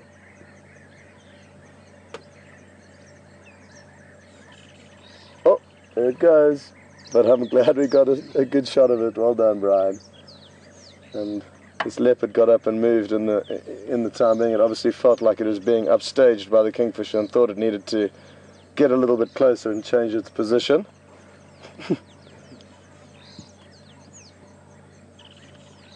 But yeah, folks, we've been trying to show you images of these woodlands kingfishers, but they are few and far between. That's why I got excited when this one landed right next to us here. We will eventually get lucky enough to have the woodlands kingfisher landing on a branch and opening up its wings and displaying the beautiful bright turquoise coloration that they have on their back feathers and wing feathers. So that is something to look forward to, but you are going to have to invest some time in us and follow us closely to witness that, as you would have to do to witness special sightings like we've had today.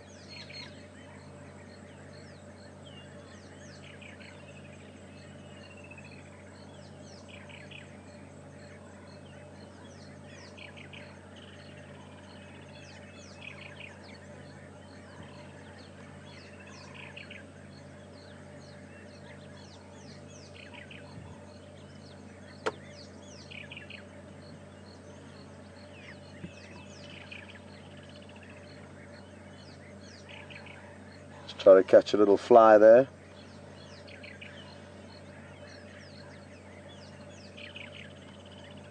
As you can see by the way it's twitching its ears fairly constantly, the flies are bothering it, as they do a lot of the animals out here.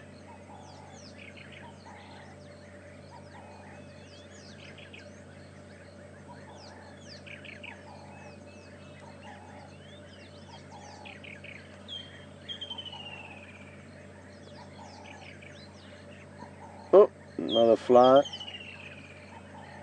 At this stage it looks like that's the only thing he's going to be eating this afternoon.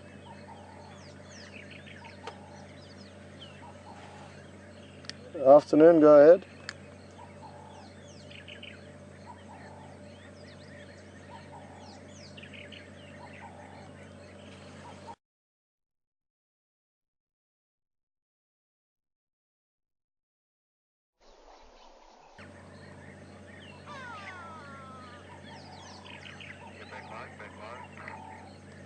Okay, copy that, Alex. Sorry, I was just calling in a game viewer there, so that obviously disturbed the signal.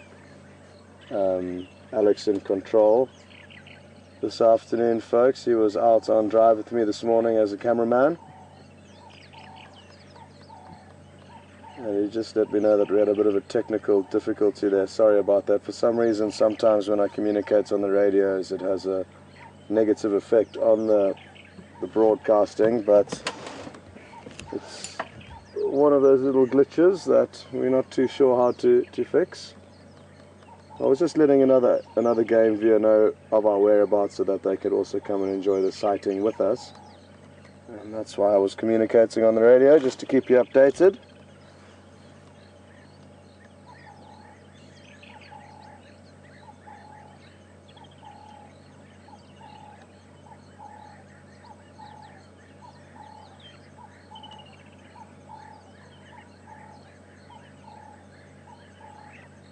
You can hear a Cape turtle dove calling. It's a prominent bird call that we can hear. Go away, bird. Quang! Rattling testicle again. There's a few kind of usual suspects when it comes to the standard bird calls that we hear here.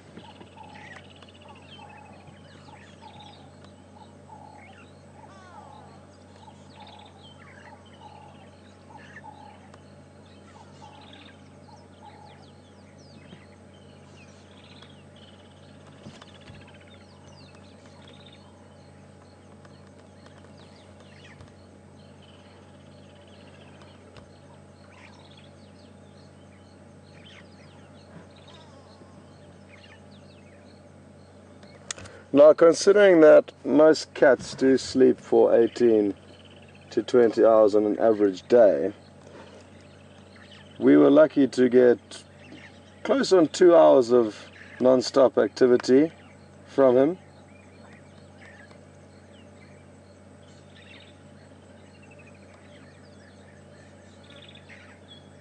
I think at this, the fact that he is a little bit younger and because he is hungry, the sleeping may take a little bit of a back seat at the current moment for him. Maybe more similar to our 12 hours on, 12 hours off, in order for him to give himself enough opportunities to catch some prey.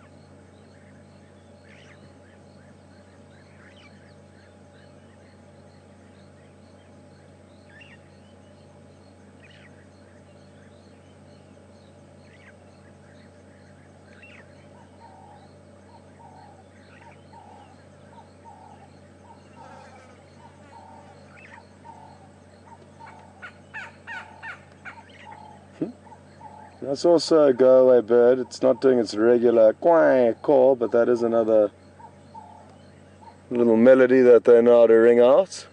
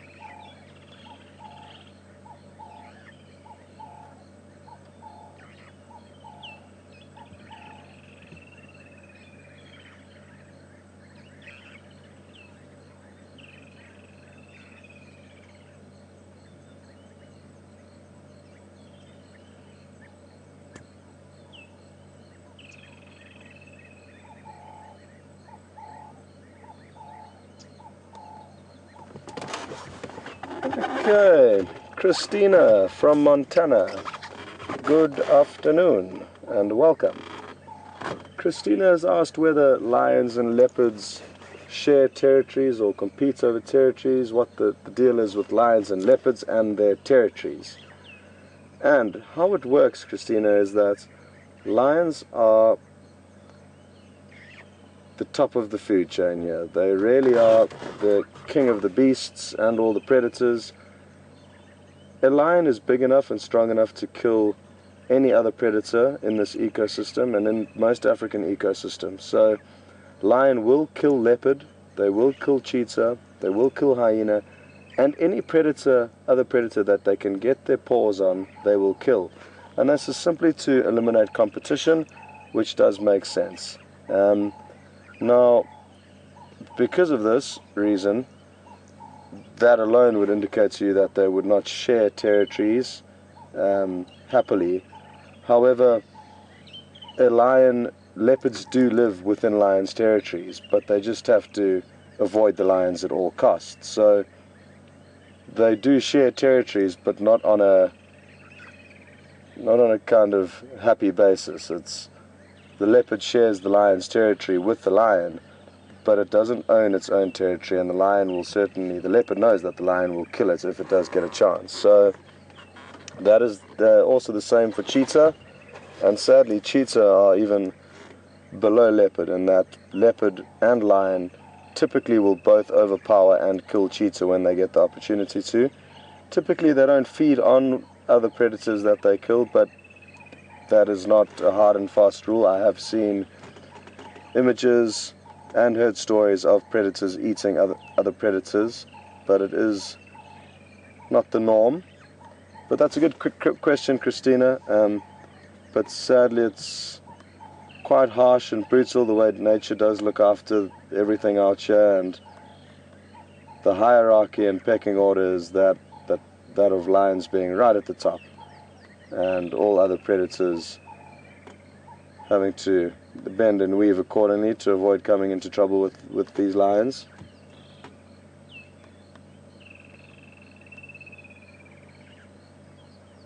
Thankfully though, the way leopard can climb and disappear and their shy and elusive nature can be used in their advantage when avoiding and evading lion at all costs. Lions aren't good climbers, so that is also another fact to bear in mind, that if a leopard does come across lion, if it can get up a tree nearby of relative size, it typically doesn't have anything to worry about. So it's not a bloodbath out here in terms of inter-predator confrontations, but that's simply because each predator knows and respects other predators accordingly.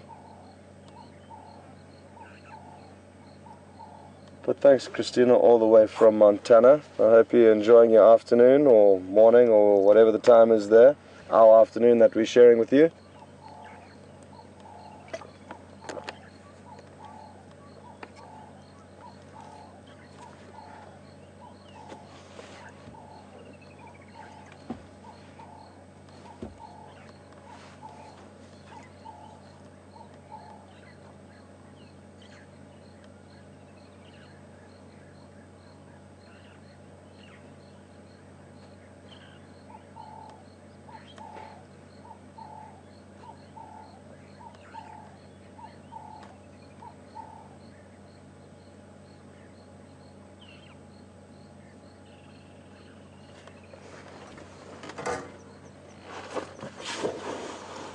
Go ahead, Bernie. Affirmative, I can. Keep coming, you should get our visual from the road. But you are getting closer. Yeah, I got your visual now. You should see us.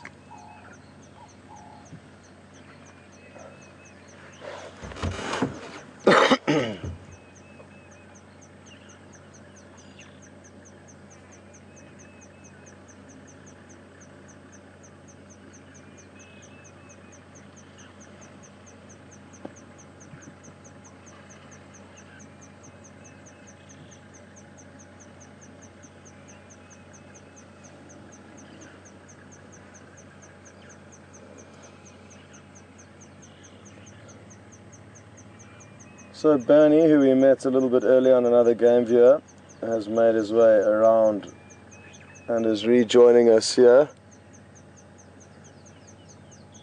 So we may just have to reshuffle a little bit just to give everyone a good angle, but we will work that out shortly.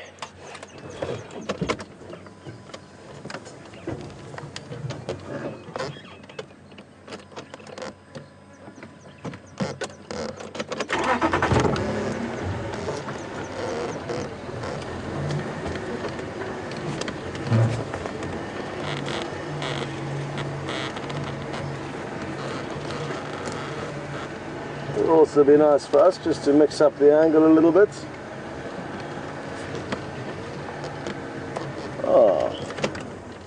That should do.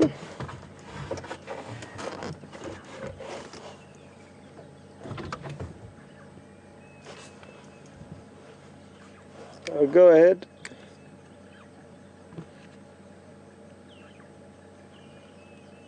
Sorry, Benny, I'll make your way to exactly where I was parked. Sorry, I'm just trying to keep comms down. It interferes with our broadcast. That's why I haven't called you in as well as I could have. Apologies for that.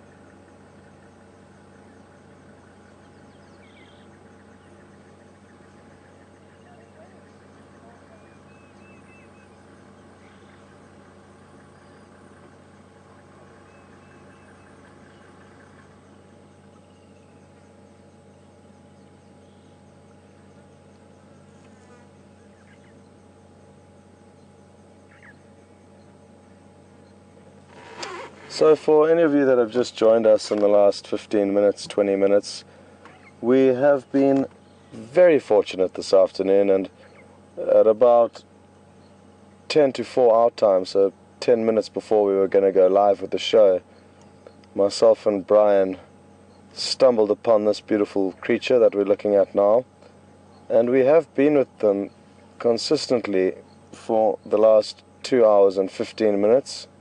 Since we went live, we've followed him stalking. Didn't get very close to anything, but he was certainly stalking with intent. Dwarf mongoose. He showed some interest in a herd of impala. He slunk off and had to run away from an Inyala that spotted him in a situation where he certainly had no chance of catching the Inyala, so just decided to try and get out as quick as possible before that Inyala let off the alarm. And it's been a wonderful afternoon. We have got to see a lot of his behavior, him moving through very different terrain, riverbeds, onto termite mounds, onto fallen down trees. So, an incredible afternoon, and we're not going to leave him just yet, even though there aren't any potential prey items that we know of or any major excitements that we're aware of potentially happening. The fact that we can spend time with an animal that's so relaxed with the vehicle, and of course anything could happen now. An impala could come running out of the bush and he could jump on it, or lions could come around the corner and he could climb up a tree. So I think it's best for us to stay here and enjoy every minute we can with this animal. For the last few weeks we have battled for leopard, abnormally so for this area.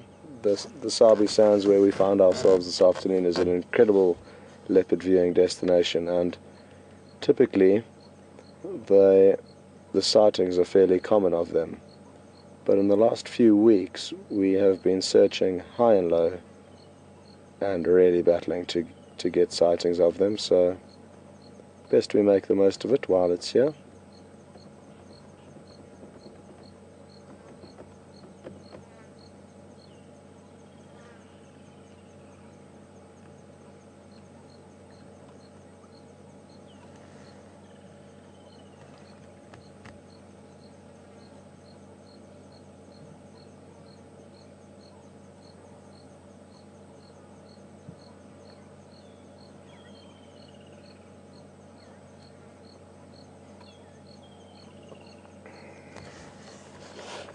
I've snapped off quite a few photographs today. I'm looking forward to seeing how they've come out.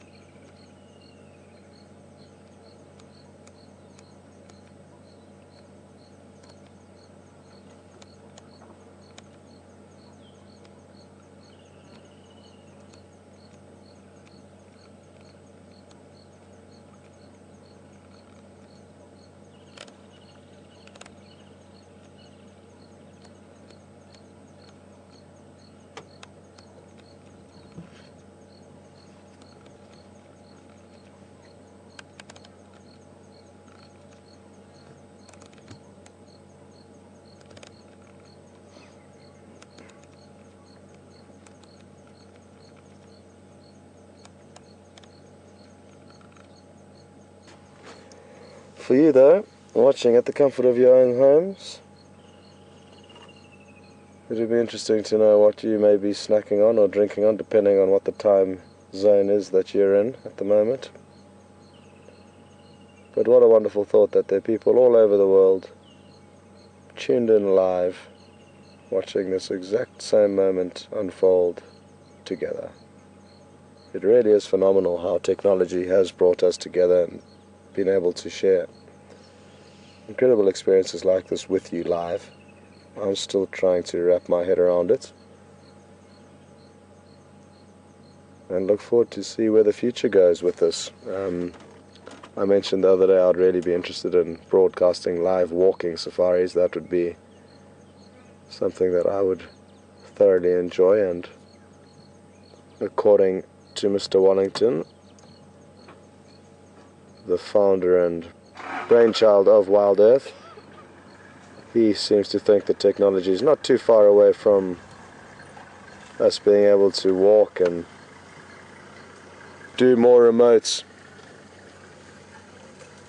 broadcasting, which is certainly something to look forward to for you guys, the viewers. The less admin or technological glitches we have holding us back, the more we will be able to show you.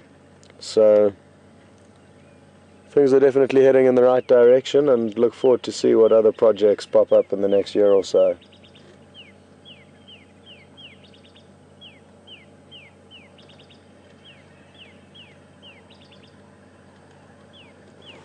Well, it's just us again. Bernie came in for a quick look, and I think he may be heading off for a beer or a gin and tonic. It's kind of the done thing out here to stop as the sun's going down, and it is about to go down.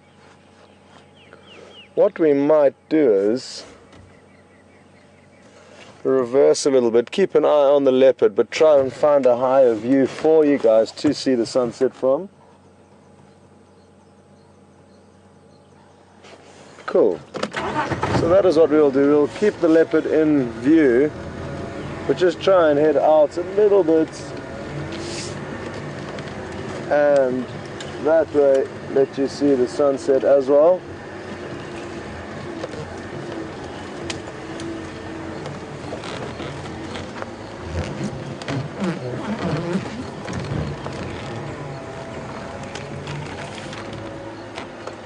Okay, I don't know if this is going to work, but we'll try, see what happens.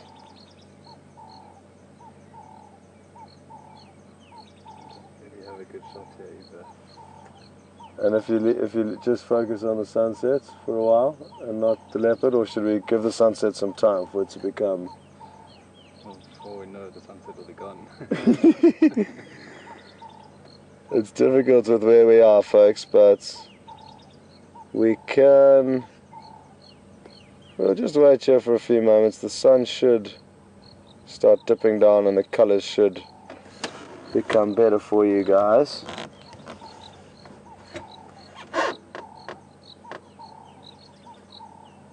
But it's that time of the day here, folks. The sun is slowly slipping behind the horizon.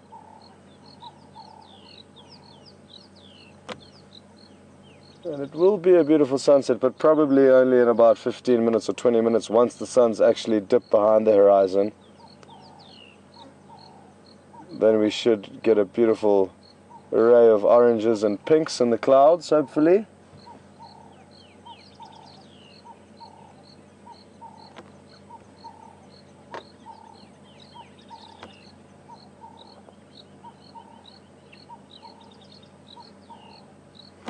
So, in that, due to that little assumption we've just made, we will now go back to the leopard, which is probably going to be a lot more entertaining to watch than the sunset at this stage, and then potentially return to show you guys the development in the sun's setting this afternoon.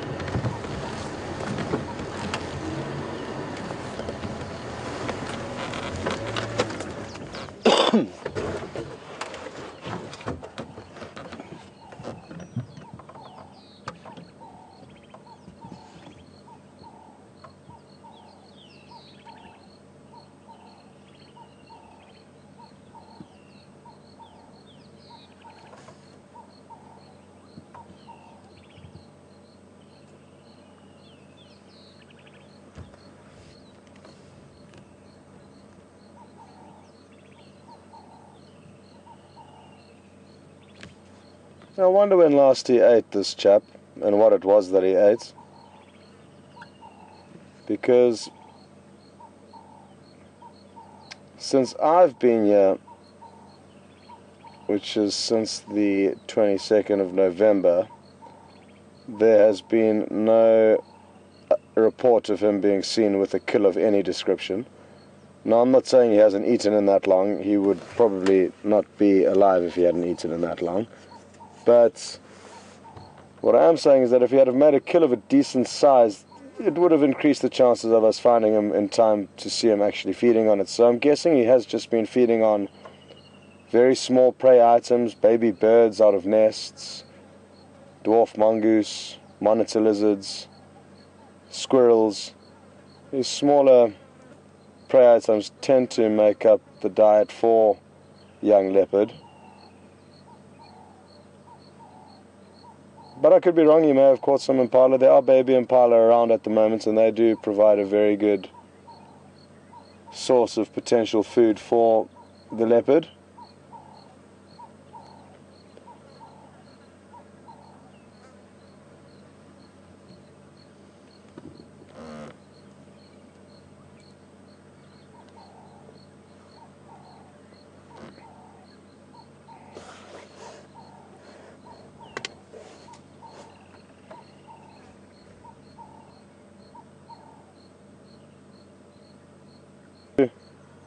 Safari Live on Twitter. Alex has relayed that to me, and I'm very grateful for all the kind words of people have sent through, saying how much they appreciate this sighting, and I really am glad to hear that, because it is a very special way to spend an afternoon,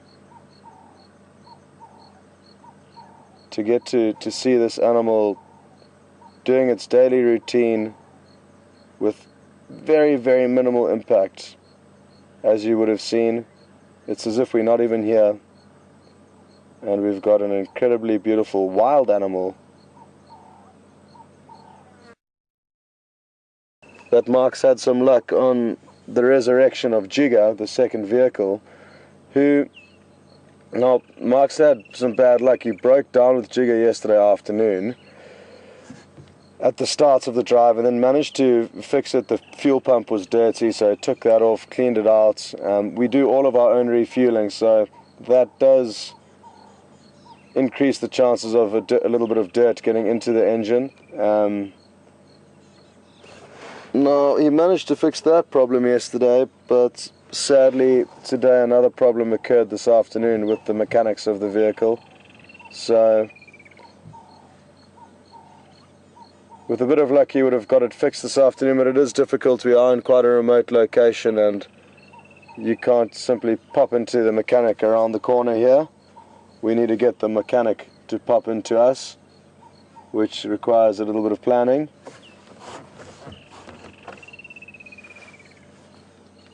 But hopefully we'll both be out tomorrow morning again, and all of our toys and equipment will be working in fine order.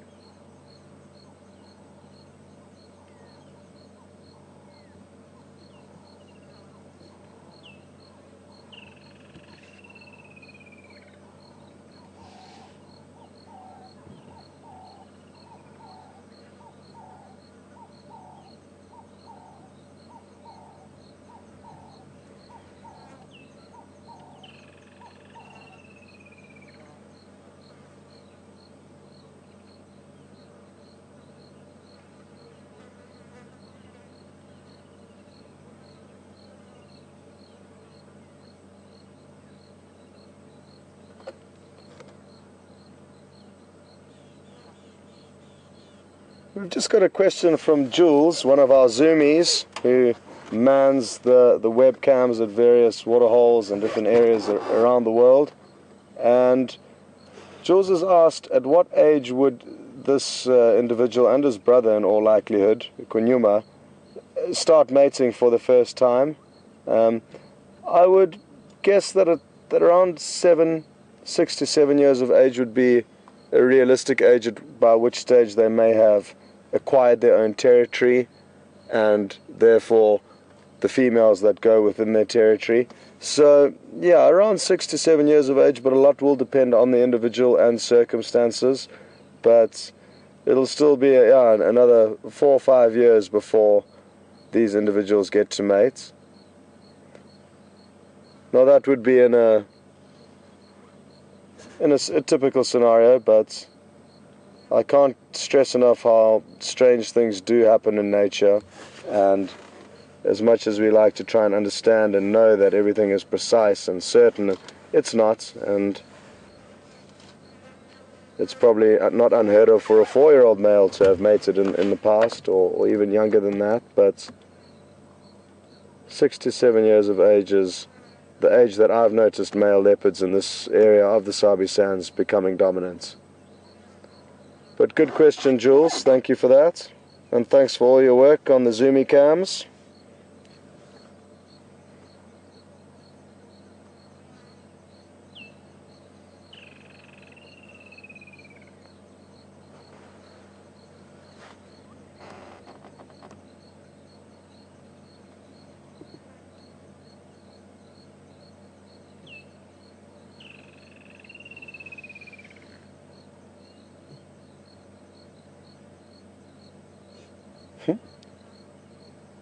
You could see that sneeze slowly building up.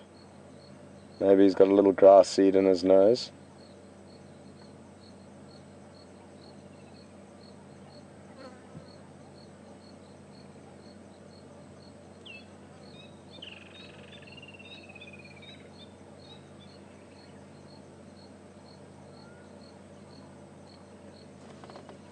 What was interesting about following him this afternoon was he probably covered 2 miles in total in terms of distance covered that we followed him. And in those 2 miles he didn't have very many opportunities, if any good opportunities, for hunting and catching any prey. So it just goes to show that it is difficult for them to come across prey, and then once they come across it, I mean, then it's a whole nother story trying to catch the thing. So as skilled as they are at hunting, the odds are stacked heavily against them. So for us to witness kills and be able to broadcast live kills, it gives an understanding of how difficult it is, and therefore how special it is when we do manage to show you stuff like that. in the last few weeks there has been some incredible footage captured. Wild dogs hunting, wildebeest giving birth on 4 different occasions. So just to name a few, lions catching a buffalo whilst they were currently feeding on another buffalo that they had caught the night before. So we have been spoiled up to date, but that's not to say we aren't going to be greedy and continue wanting to show you as much as we possibly can.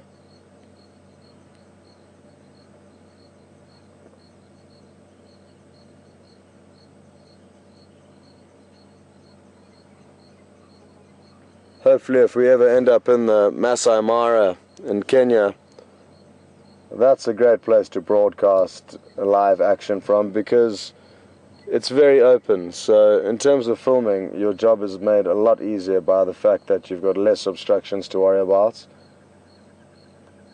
when filming hunts or kills. The predator density in that area is also incredible. Cheetah, lion, leopard. The colors are beginning to pick up now around us, so we'll probably give you a little bit of a sweep around in a few minutes of the scenery that is surrounding us, and it really is beautiful.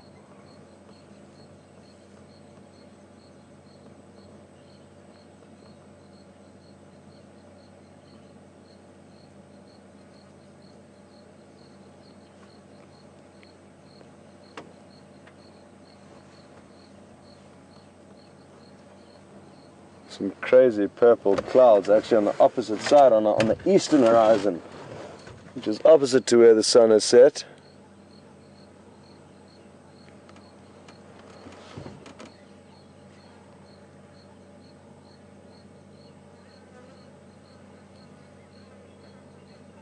Picture doesn't do it justice. No, yeah, sadly the picture doesn't do it justice, folks.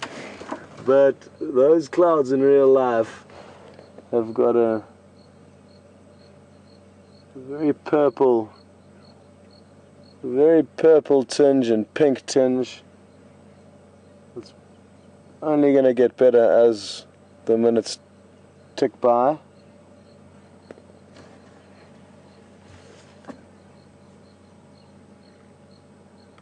So that's the eastern horizon, and then on the western horizon where the sun's set, there's a few puffy clouds, but the best certainly is on the east where we're looking now. I'm just going to reposition slightly so Brian can get a better angle on this sunrise, sunset clouds.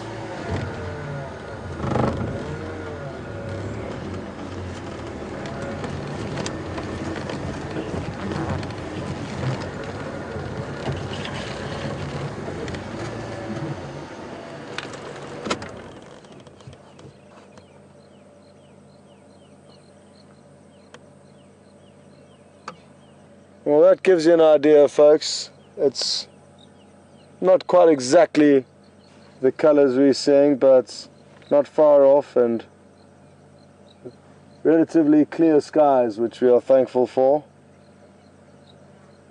because before the drive started we anticipated that we may be getting wet.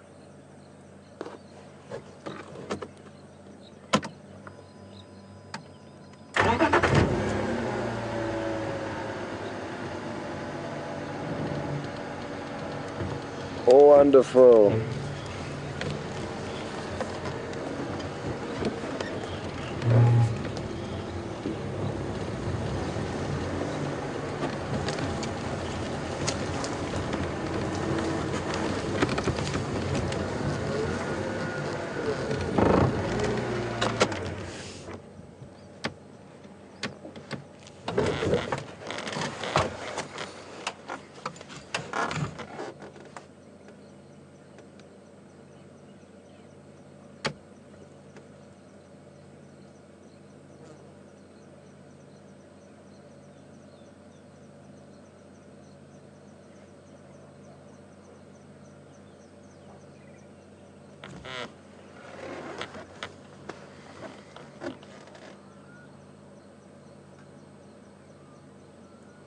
It's interesting how the animal choruses go through waves and phases of all the birds calling and then no birds calling, so at the moment it is relatively quiet.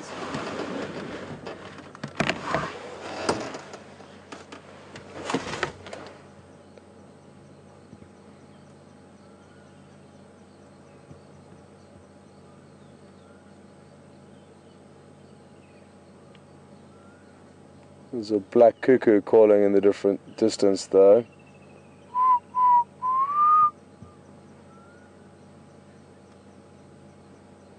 I've yet to see one of them this season, but I've noticed they've started calling within the last few days. They've really increased the intensity of their vocalizations or calls. So potentially the breeding season is heating up for the black cuckoo.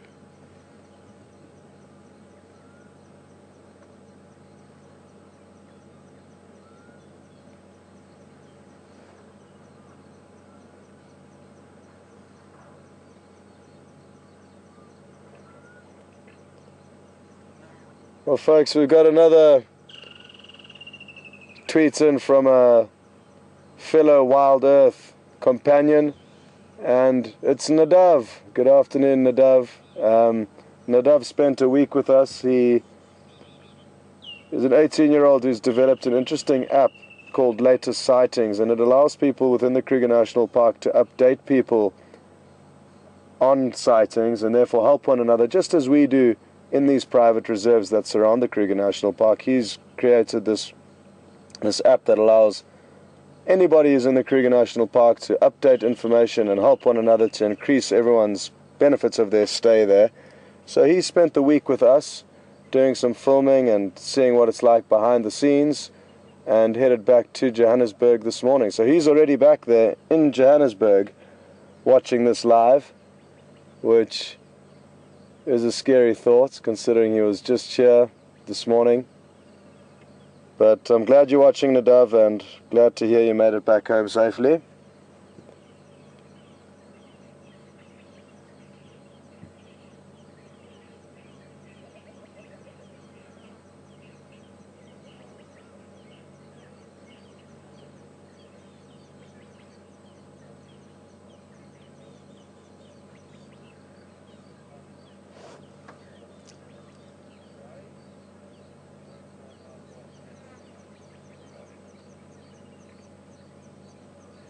Okay, I answered a question from Christina in Montana earlier. Now her son, I think his name is Died. I'm sorry if I've got it wrong, but Christina's son died. Welcome on safari, and he would like to know how fast a leopard can run. Tide. And the answer to that is very, very quick. Faster than any human you know. They're very, very quick animals, and they have to be able to catch antelope like impala, who are very quick. They need to be even faster. So the leopard can cover, we discussed earlier, about 90 feet in just 1 second. So the acceleration and burst is incredible. And if you've got a pet cat at home, or any of your friends who have got pet cats, if you think of how high a pet cat can move and jump, think of how much faster a wild animal like a leopard, who's even bigger and stronger, can move. It gives you a good idea of how fast they are. So very, very quick. The only way to find out is to keep on watching us, and until we manage to film one hunting, you will then see how quick they are. But to describe it in words, it is difficult. Their speed is incredible, and also their strength. The fact that they can carry an impala, which is their same weights as them, sometimes even heavier, up a tree, dangling out their mouth. I mean, that in itself is a huge feat and a huge example as to show how powerful and strong they are. But good question, Tide, and welcome on safari. I hope you're enjoying this afternoon.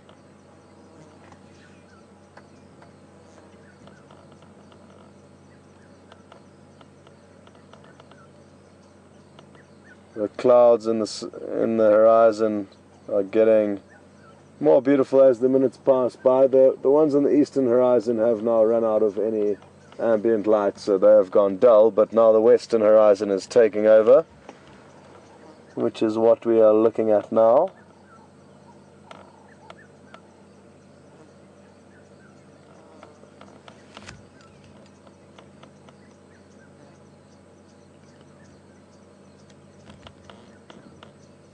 Oh, the leopard's heard something. He's just lifted up his head very intently. It could be any small kind of animal that's rustling through the bushes, but he was literally flat and all of a sudden lifted his head up, poised and ready.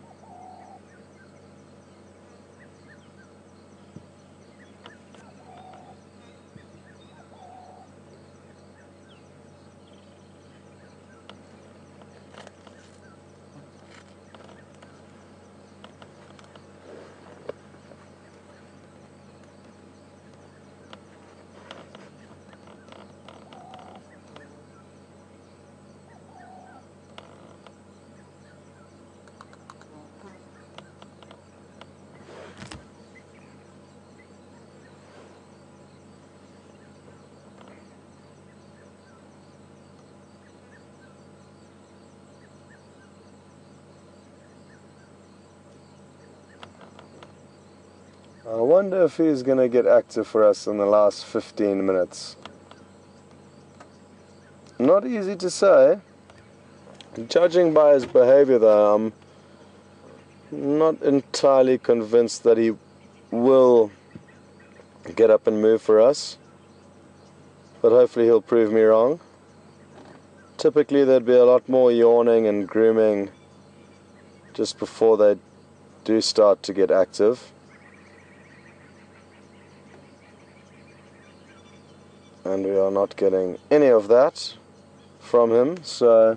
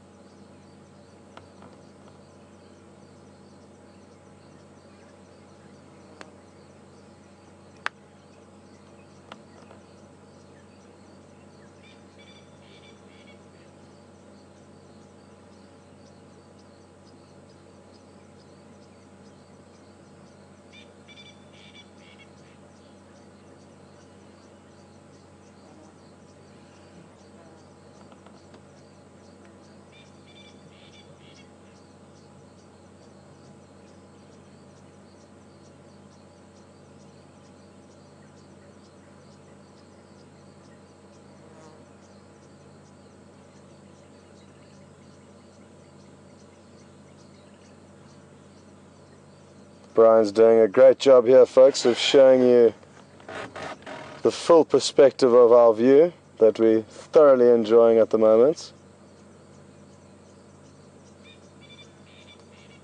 You typically can't go wrong with a leopard in the foreground and a sunset in the background. Doesn't matter how you swing it.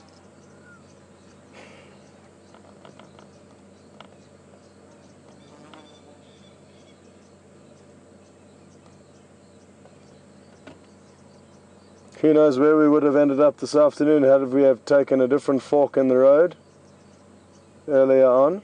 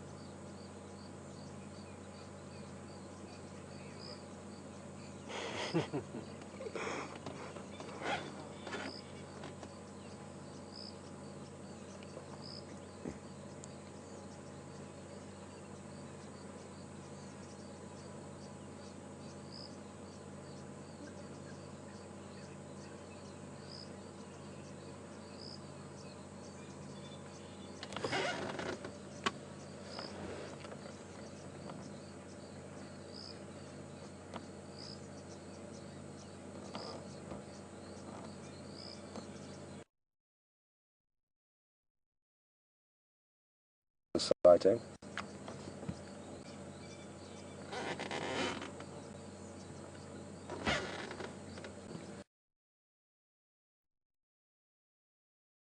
Clearings.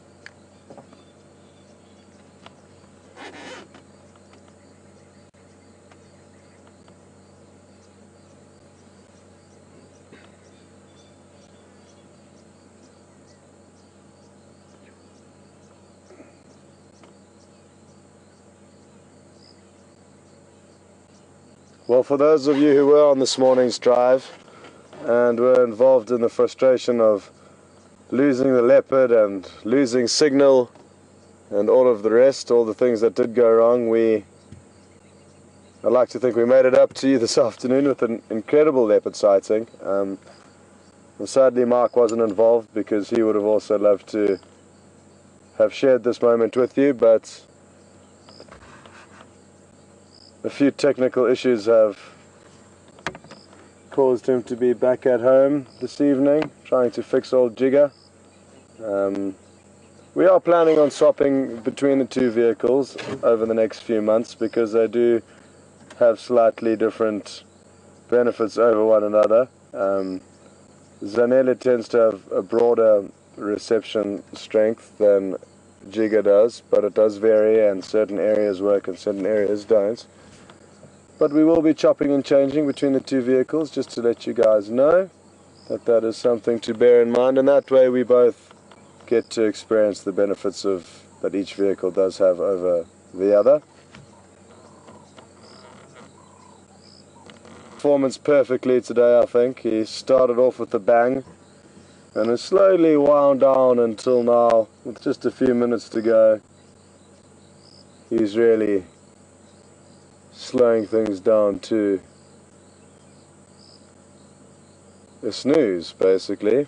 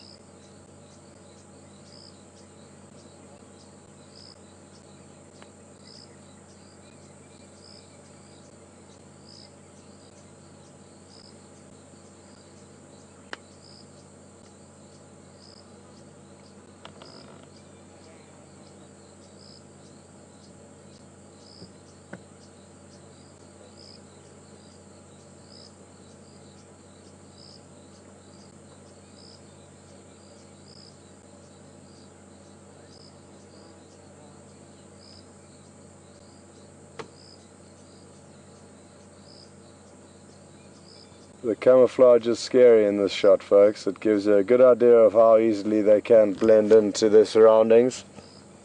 If you were just to tune in now, it would certainly not be easy to say, well, that's a leopard we're looking at.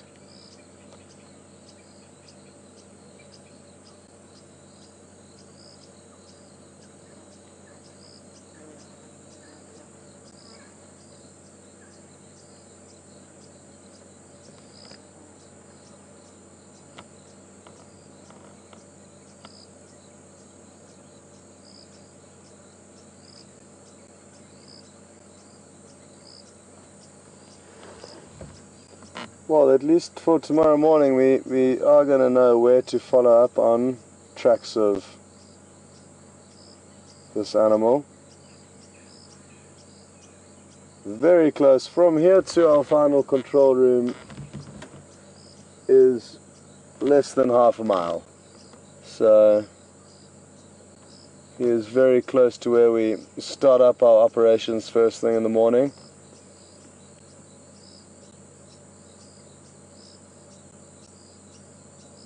It won't be the first time that we would see leopard tracks around the final control.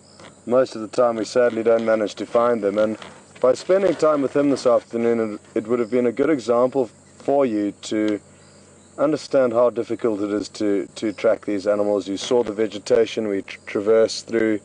You noticed how they changed direction completely almost 2 or 3 times on this afternoon's adventures. So all of these factors make it extremely difficult to find these animals, even if we do find fresh tracks of them. Despite how difficult it may be though, it certainly is exciting, and it's something that I thoroughly love to do, or try to do.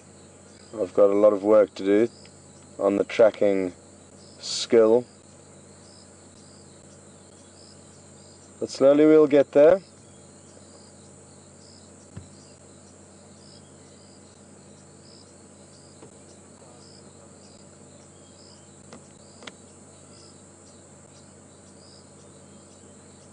Folks, just 5 more minutes to go sadly, but I think we'd be exceptionally greedy if we wanted anything more from this afternoon's drive than what we did manage to see.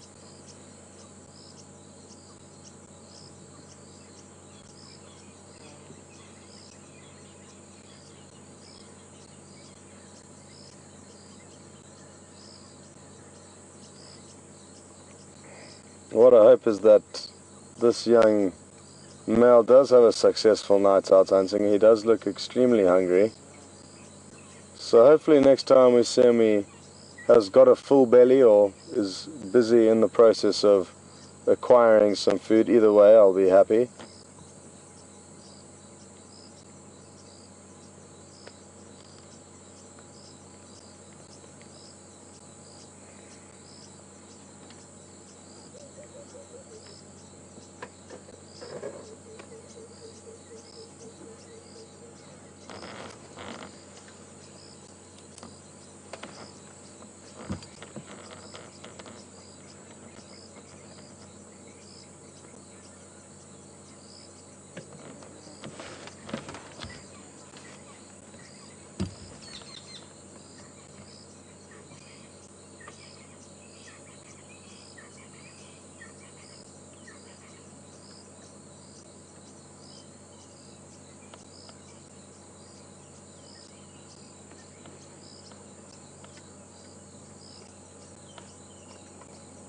Well folks, it has come to that stage of the safari, sadly.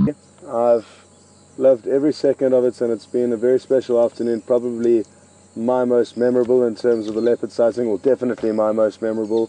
Just the way we started out and managed to bump into him lying up in a small riverbed where, if you were watching to start the show, you would have seen him lying up in a cool shady area. And from there I was seriously concerned that he could have headed off into some thick vegetation where we wouldn't be able to follow him, but luckily he kind of always took paths that Zanele, this old vehicle, managed to get us through, and we've had what I think is an incredible afternoon spent with this leopard. So I'm glad you could join in and share this moment with us. Tomorrow morning I'm hoping that it's going to be Mark and myself out on drive, but I'm not entirely sure on the situation with the vehicles, but there will be somebody taking you out on safari, so be sure to tune in then. If not, tomorrow afternoon, the same as normal. And a big thank you to all the questions that were asked and to the kind words that people sent through saying how much they enjoyed this afternoon. It really does mean a lot to us out here. And to Alex in control and to Brian on camera, they've both done a sterling job this afternoon, so thanks to everyone involved, and we'll just leave the last few minutes of this show with the leopard who was the star of the show this afternoon. So until next time, take it easy and thank you.